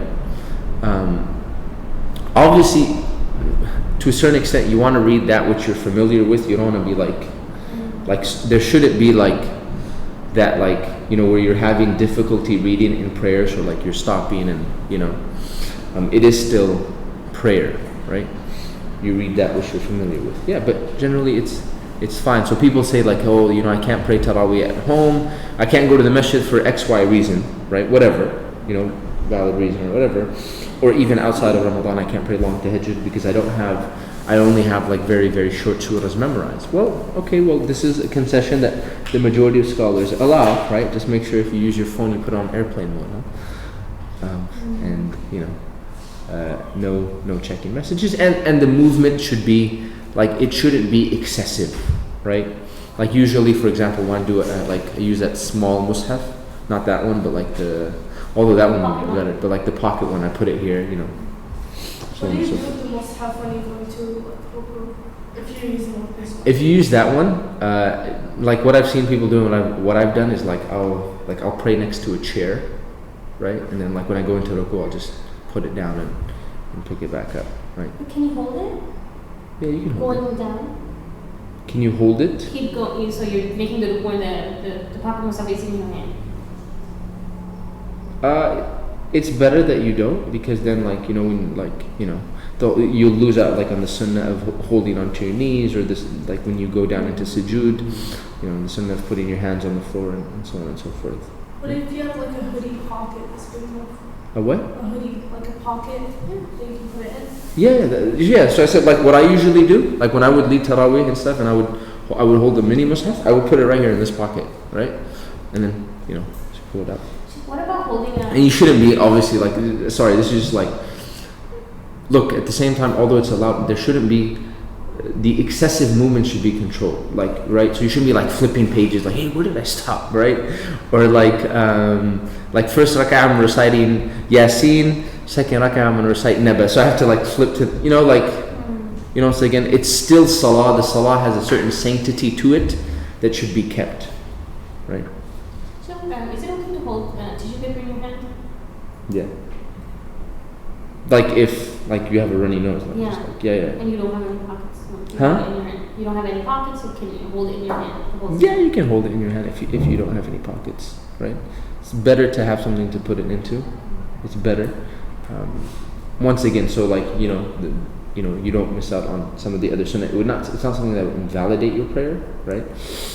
You don't miss out though, because you can just hold your knees with the tissue in your hand. Yeah, you can, I guess. Right? But then the tissue's like touching the ground every time. Some people are like, I don't know. Some people are like, you know, very particular about this stuff. There was another one. Oh, okay. Then we brought up the issue of. Sorry, I have to pick up this. There's a delivery they're trying to make. Excuse me for 1 second.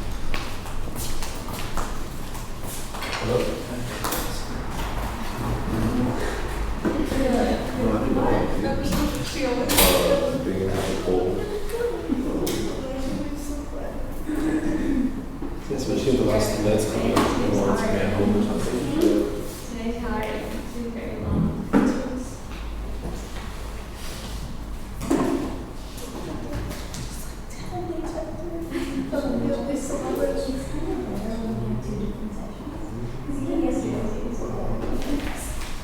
Yesterday for some reason felt shorter. Yesterday was better. Today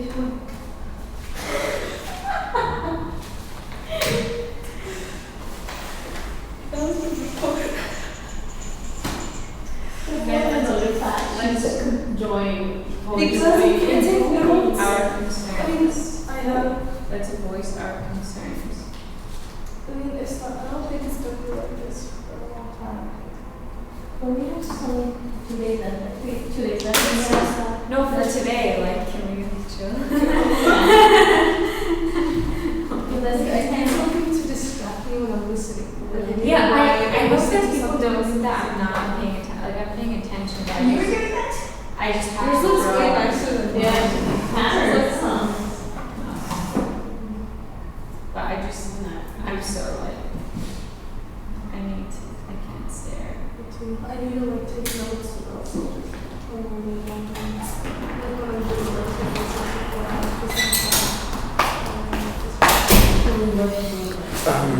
yeah, my work.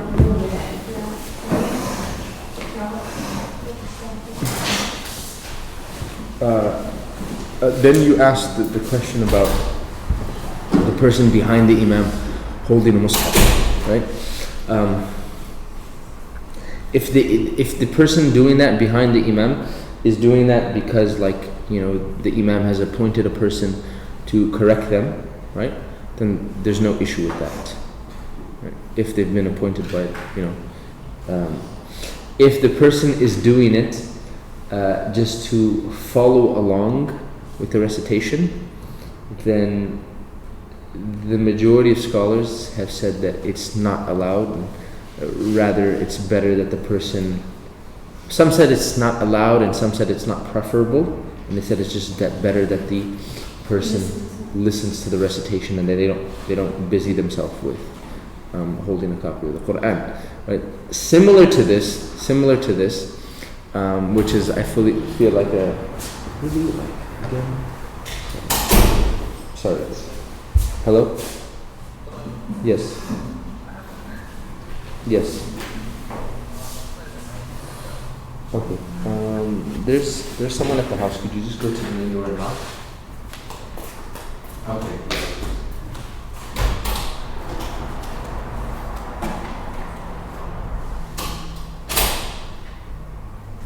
Right now, we're really bad. I can't think of we need a break.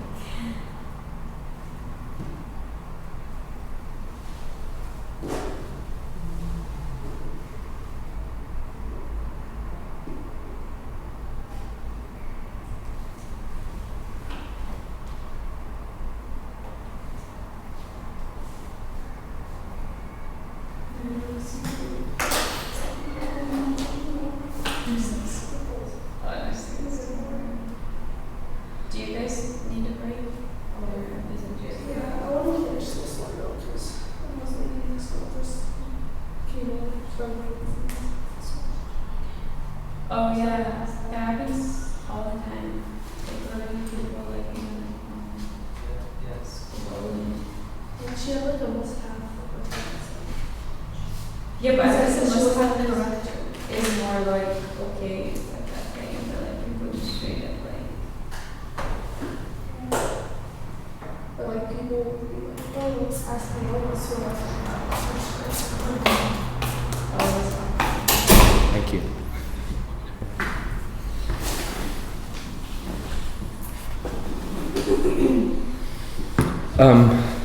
So a recent phenomenon of basically, and I've seen this, is people holding like a translation of the Quran. You guys seen this before? No? Yeah. People holding translation of the Quran along with the Imam, right? You can imagine if I said the majority said that it's either not allowed or disliked to hold the Arabic, what they would have said about the translation, especially because the person's kind of like, following the Imam and then reading along with it, right? And this is the opinion that I lean towards. I will say that I used to be I was like, oh, this is not cool, right? I'd say my stance has lightened up on it simply because there's a really, really knowledgeable scholar by the name of Sheikh Hatim al-Hajj on the East Coast, very, very, very well respected, very knowledgeable in fiqh. And I heard him, I'll go back and try to find the clip, but I know about 6 months ago I was listening to a fiqh lecture of his, and he alluded to this, and he said that, he's like, I don't see an issue with this if it helps a person concentrate, right? And I was very, very shocked to hear him say it, because generally he's seen as quote unquote not strict, but conservative, orthodox, all those words, right? And I was like, I looked at my phone, wait, what did you just say? Right? You? I was like, you? Right? But he said that, right? And I'm still uncomfortable with it, right? And I don't advise it, and I tell people not to do it, right? But I guess, I would be less so in reprimanding or rebuking or, correcting someone if I saw them doing it, right? Some have said it, like I said, it's much more of a contemporary issue, right? Even translations of the Quran, like these translations that you can hold and stuff, right? They didn't exist 700 years ago like this, in this manner that they do now, right? But I say, yeah, generally you should try to avoid it. Technically speaking, though, when you're using a phone and you're looking at the Quran or the Arabic script, the translation is like right underneath. So that would be okay, right? Because we were looking at the Quran, show us like the translation, get it to hold. You can't read translation. Hold it, but this goes back to the issue of like, are you behind the imam Yeah. and you're not there correcting him? Oh, I think I missed that. So what's the consensus? So I said before this, I said, if you're behind the imam and you've been appointed by the imam to like hold, like, you know, like, hey, like correct me if I make a mistake, and, you know, like, okay, so that's why you're holding mushaf, right? But if you're just a general person praying behind the imam, I said, yeah, the majority either said it's not allowed, Okay. right? Or it's disliked for the general follower to just hold the mushaf and follow along with the imam, right? Rather, they said that the person should just listen, right? Now, the minority's argument is, well, this is helping the person listen and stay focused, right? So that same argument applied even more so to the person that's translation, right? So, hey, this person's job is to listen and to focus. Minority said, hey, well, you know, even a smaller minority said, hey, this is helping him focus and, you know. Now look, I come from a very, majority, minority aside, I personally coming from a very biased background. Like, I memorized the Quran very young, right? So I feel like when I'm praying Taraweeh, like I'm cheating anyways.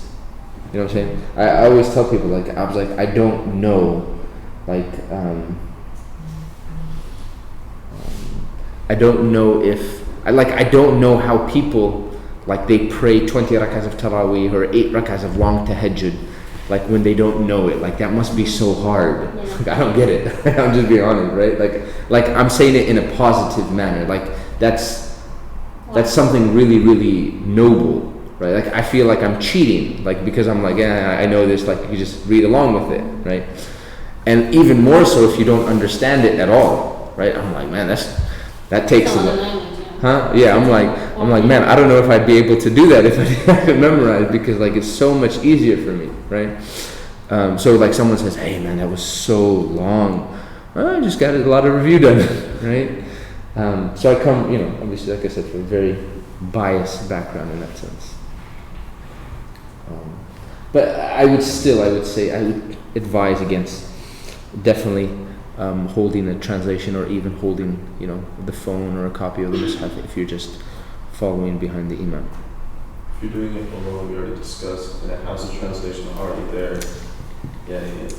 Use one that doesn't have. There's enough that don't have a translation. Oh man. But then again, if you're reading the Arabic, you don't have time to look at the... Yeah, like if you're like the one praying, right? Like, you know. Pondering. Yeah, I guess if you could like technically just read a verse and be like pondering the verse, and you know, it just, I don't know, right? There's a certain sanctity to the prayer that might get lost in all of that. So I would, you know, advise against it, right? What if you're leading and someone comes in and starts reading from the Mus'haf and they're not like a appointed correct? Like they come join the Salah. I mean, that's their own personal decision, We right? don't tell So them. your Salah is not affected by that? As the imam. No. How about the other people? Now, if they, for not affected, like if they correct the imam, you know what I'm saying? Like, let's say the imam makes a mistake and they correct the imam, If they don't. What if they don't? even if they don't, like no one's salah is affected by that person. Okay. No one's salah is affected by that person. Right? Should we tell them how to do it or just let them be? If they're just general commoner, Yeah. You're standing next to you. I would And say you know. I would say put that upon, for you sure. know, the imam or the masjid or so on and so forth, right? I don't, you know, like even if I'm standing next to people, I don't, like, you know, get into their business, because perhaps they spoke to someone. Because I'm telling you, there are scholars that I know. I could disagree with them, right? But there are scholars I know that have allowed it, right? So, and perhaps they heard someone say that. So I'm not, like, you know what I'm saying? Like, I'm gonna come here and be like, this person just came to like pray Taraweeh and like get closer to Allah and be like, hey, we need to have fiqh discussion right now. Like, you know what I'm saying? Like, it's not necessarily might be unless someone asks, you might not be there. So you leave that to the imam, the masjid. Right? Clear? Okay. Huh? We can take a break. We'll take a break. Let's take a break. Oh, that was all Taraweeh prayer, right? Oh, I had another question. When we said that it was sunnah, an emphasized sunnah, is that an emphasized sunnah if you pray all 20, pray all 8, or if you take Ibn Taymiyyah's position? To pray Taraweeh. To pray Taraweeh is an emphasis. Is the emphasized sunnah, right? How many should be prayed, right? They say that obviously that we're advised to follow the way of the companions, right? And their understanding of Islam. So yeah, it would be better to pray 20, right? But there will still be a great reward if someone prayed 4 or 8 or 10. Like generally, like you find this practice with like people like place that prays 20, like people will leave after 8. I mean, they can leave after 10. You know what I'm saying? Like they can leave after 12. It doesn't have to be like 8. 8 is when you're all in, or Huh? like you're all in. Yeah, it doesn't gotta mean like, hey, like 8 or you're all like, what I'm saying? It could be somewhere in the middle.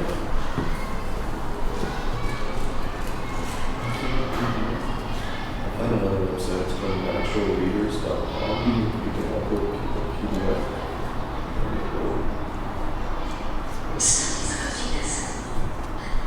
Oh, it's more like Like this one. closed measure.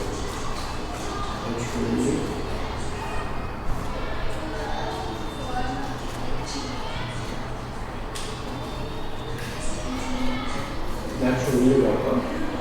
Natural leaders. Oh. Here's how it looks.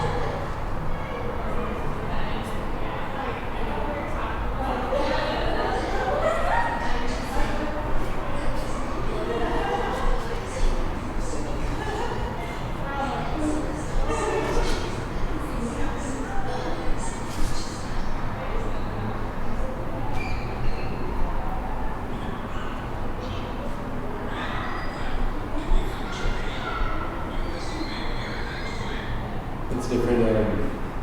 Ryan. It's Ryan. Ryan? His name is Ryan. Different voice. Oh, Ryan. Is it Ryan?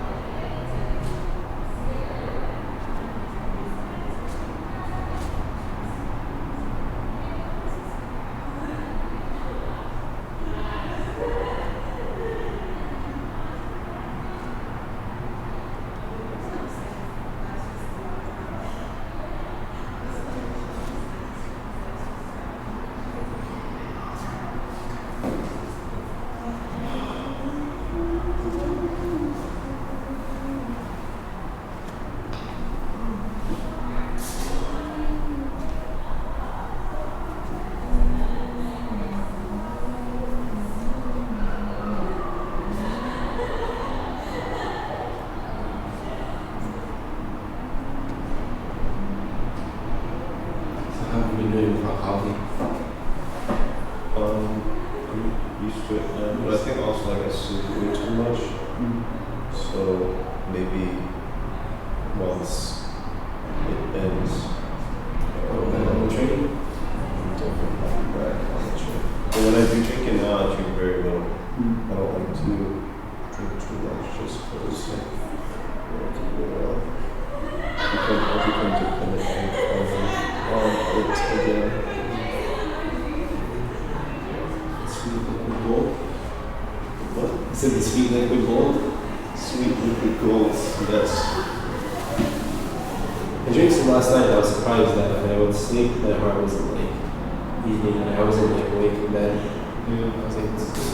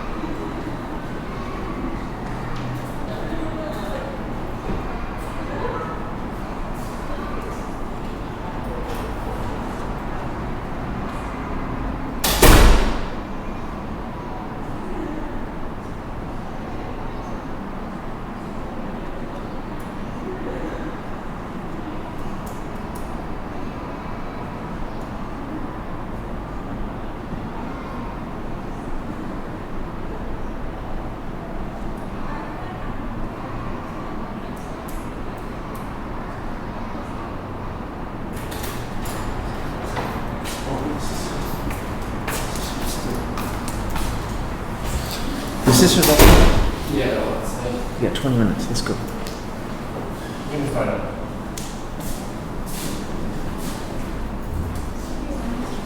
It's cold, right? Yeah.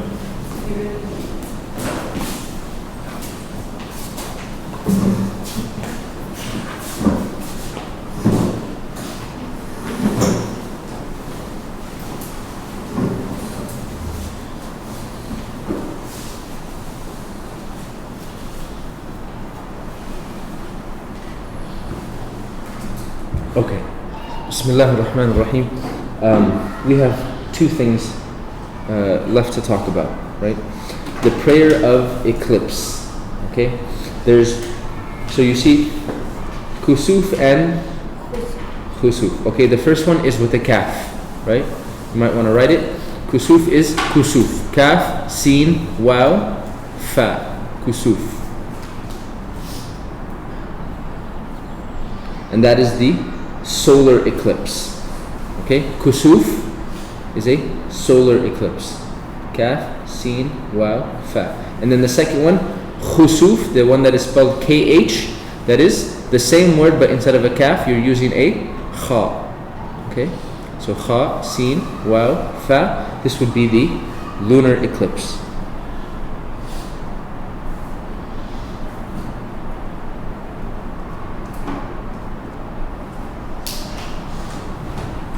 Now, whenever there was a major event or some sort of natural disaster or occurrence, the Prophet ﷺ would always first turn to prayer. Aisha radiallahu anha, she narrates that the Messenger of Allah ﷺ said, "The sun and the moon are two signs from among Allah's signs, and there is no eclipse due to the life or death of anyone."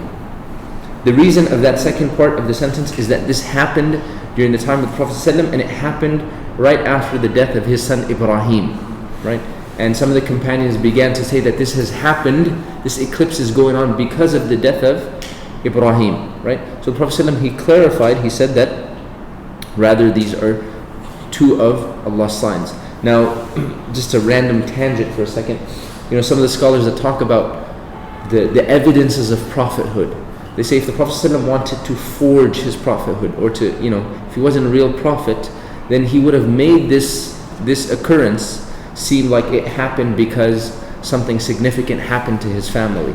Yet at this tragic time in his life, yet he points out that, look, these two things are signs of Allah, and they don't do this at the life or death of anyone. Like, don't think this is happening because it's something related to my life. It's not, right? Do you guys see the proof here? If you see the eclipses, then supplicate to Allah, glorify His greatness, give charity, and pray. Right? So Salatul Kusuf, if it's a solar eclipse, and Khusuf, if it's a lunar eclipse, is a special prayer that is performed during a solar eclipse, if it's Kusuf, and Khusuf, if it's a lunar eclipse. Right? In the event of a solar eclipse, it is sunnah to pray 2 units, rak'ahs, in congregation. For both? Yes, for both. What do you mean both?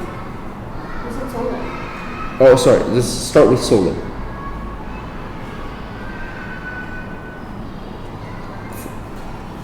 According to the Hanafis, they say that if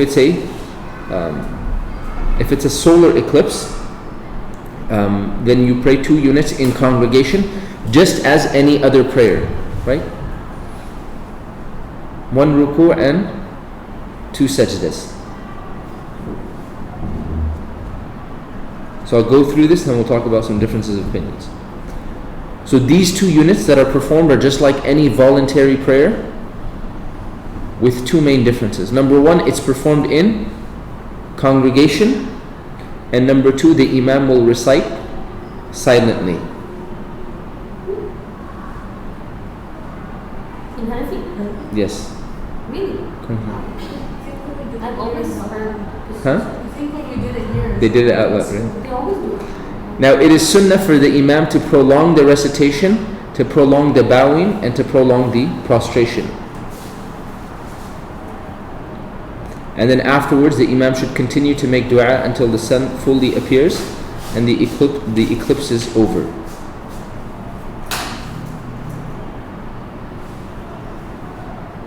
According to the Hanafis, there is no congregational prayer for the lunar eclipse. The prayer for a lunar eclipse is called Al-Khusuf. Khusuf.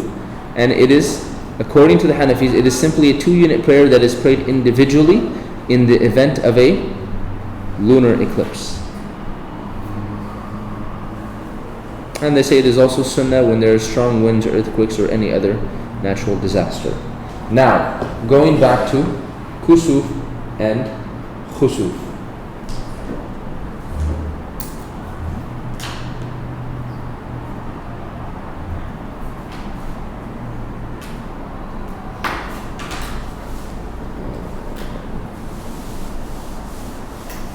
According to the majority, it's a prayer that is done out loud, right?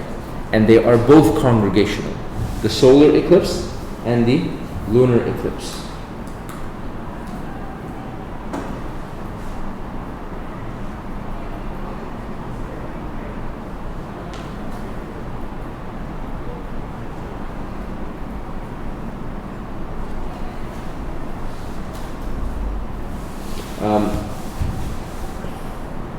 So according to the majority, the solar eclipse and the lunar eclipse prayer are both prayers that consist of 2 units, right? And in the recitation, the Imam recites out loud. Right? Now, these 2 units are not like any ordinary 2 units, according to the majority. Right? In each rak'ah, there are 2 bowings. There are 2 ruku's. In each rak'ah, so it's a 2-unit prayer, but within each rak'ah, there are 2 ruku's. How is this done? The Imam, he says Allahu Akbar, and after the Allahu Akbar, he recites dua, istiftah, and so on and so forth. Then he recites Surah Al-Fatiha and a long surah.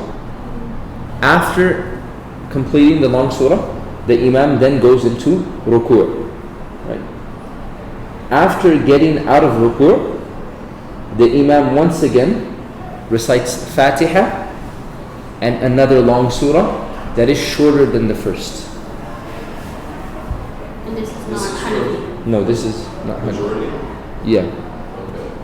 And for both prayers? for both prayers. This is the way it's prayed.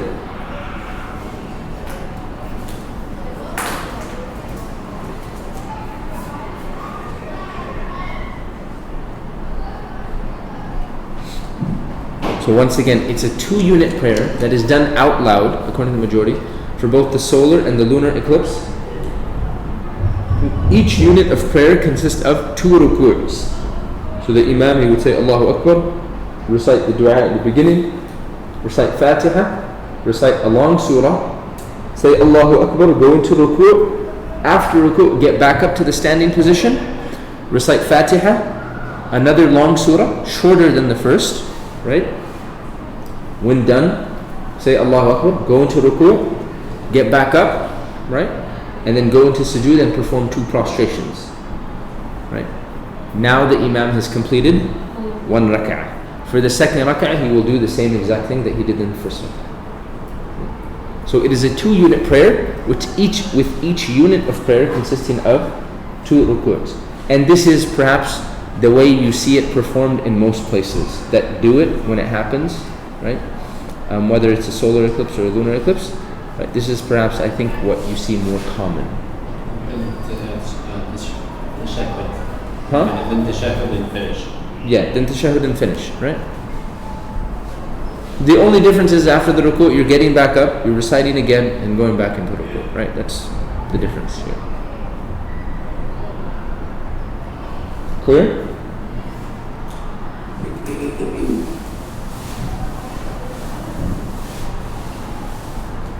And this is for both, right? Kusuf and Yes.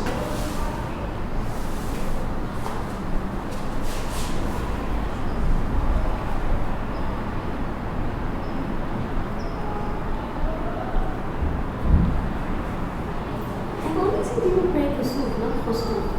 I think I generally pray that lunar one, right? Huh? Lunar prayer, right? I don't know what's in lunar prayer.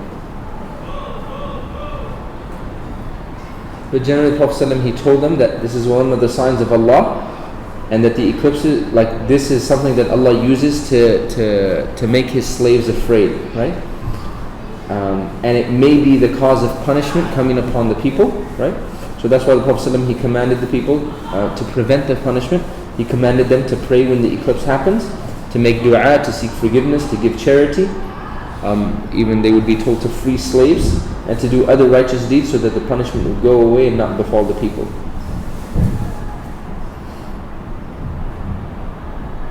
Now during the Jahiliyyah period, the time of Prophet ﷺ, before his prophethood, people used to believe that eclipses happened, right, to mark the birth or to mark the death of someone.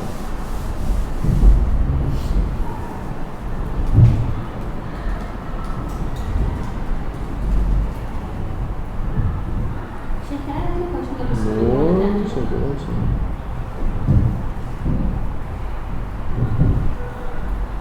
And generally, like the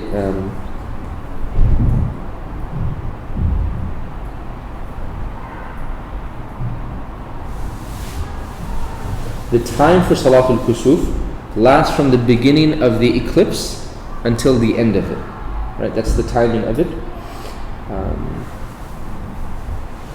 Prophet ﷺ said, if you see anything of that, then pray until it's over, right?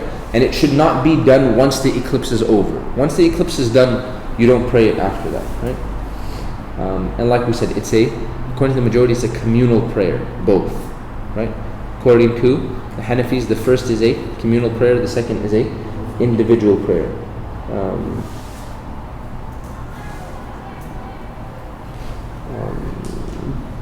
Let's see.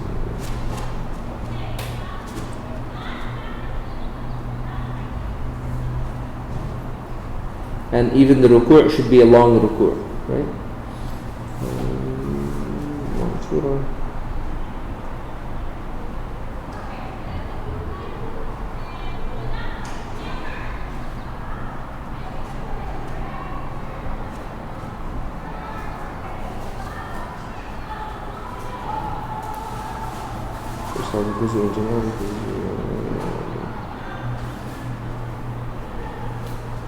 Actually, I guess some say it can be prayed individually as well, right? But generally, it should be prayed. It should be prayed in congregation.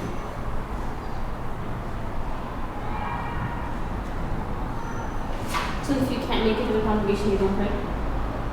Like I said, some scholars allowed both to be done individually.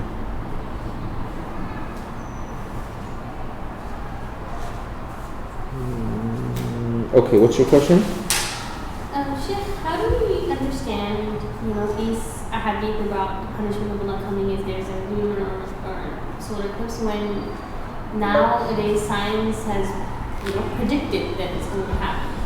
So back in the day, we didn't know that whether it was going to be a lunar eclipse or solar eclipse. So it was just, suddenly it would happen. People would be amazed. But nowadays, we already know it's going to come in this month or this time. But it's still amazing when it happens. No, but what I'm saying is that how do we say that, it is the punishment of Allah coming? Because it can still cause harm. It can still cause, the punishment can still come when it happens. It's just that we have perhaps an idea of when, so we kind of know the will of Allah, we know that punishment could be coming at that time. It's possible. Even when the eclipse happens, it doesn't mean the punishment is coming, right? He says it's a sign of Allah that Allah uses to cause fear, to make His slaves afraid, right? So we just kind of know, hey, this time is coming,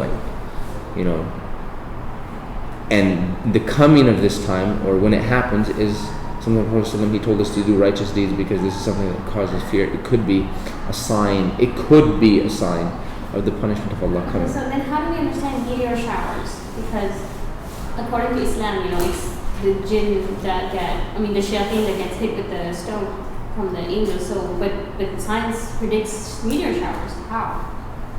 But you don't know from where it started. Does that make sense? Let's say that it started you can only we on Earth can only see it coming from a certain distance. But we know that they're getting thrown from heaven. How far do we know that heaven is away from us? But they predicted that. But them predicting it doesn't negate. So they know that the shayateen are going to go up. Is that what it means? No, they have no idea about the shayateen and the angels. They're just looking at it based on what their observations are. They could be at times they could be wrong. At times they could be. Are scheduled too. They're looking at what they're seeing in the universe, right? Like Iman said, there's stuff going on that we don't see, right? But they're saying, hey, based on the way things are moving, it looks like this is what's going to happen. Right. Let's say this is heaven, right? Mm-hmm. And then this is where we can start seeing things in the universe, and then this is us here at the tissue box. So they could have started exiting heaven. Do you see what I'm saying? They're basing their observations. I thought that the shayateen cannot cross the first. She wasn't. Her intention wasn't to kind of put the barriers, but she's saying their observations are not just coming. They start at a certain point. They start at a certain point. Their observations are not just coming out of But they predict months before. Yeah, but what do they predict based on? How small are months in the vastness of the universe? It's this small. The universe is ginormous. You're restricting everything. You know what I'm saying? They're Okay, they're predicting the rain. They're predicting. You know what I'm saying? No, but that's okay. Rain is a natural phenomenon, but that is not natural. It's beings that are attacking, right? I get. What do you mean by natural phenomenon? So rain is also a blessing from Allah. Yeah, like, I'm not saying no. It's not a. It's So not a there creature. are- It's not a creature. I get it, but are they predicting when the mercy of Allah is going to come down? That's what they're doing, right? Yeah, but it doesn't have a head. The rain doesn't have a head. Does it have a head? Shayateen have a head. Okay, so literally your only issue is that it has a head. Like Yeah. that's your, okay, but But no So a one says person that in the could, so form a of shaitan, shayateen. what I'm saying is that a shaitan can decide not to do it. huh? A shaitan can make a decision last minute, I don't want to do it. But it's already they're basing But their then, like, observations what of she things said, that have it says already that if happened. it's happening a lot, like really, really far, Like it's and already we're seeing happened. it later. Yeah, we're just telling you, hey, you're gonna see this Okay. because certain things already happened. Yeah, Now you're gonna see like the effects of it. Do you see what I'm saying? yeah, I understand. Like the That makes shaitan sense. could have been already pelted, but like now you're just gonna see the effects of it. Okay, makes sense. Just like Okay. Salatul istisqa. Okay. Okay, hold. The last thing we have left in lesson 9 is Salatul Istisqa, which is the rain prayer. We'll talk about that tomorrow, and then we'll also start lesson 10. To finish. Okay, that's fine. Any questions? No? I think we answered all the questions today. It's very pertinent to what's going on right now. Whether you're traveling or praying Taraweeh, pray. Just pray. If I could summarize all of class, just pray. And it's always preferable to pray each prayer in its timing. And the majority said you can combine. And the majority said you can hold a mushaf. Once again, just pray and make sure you have proper wudu. وصلي اللهم على نبينا محمد وعلى آله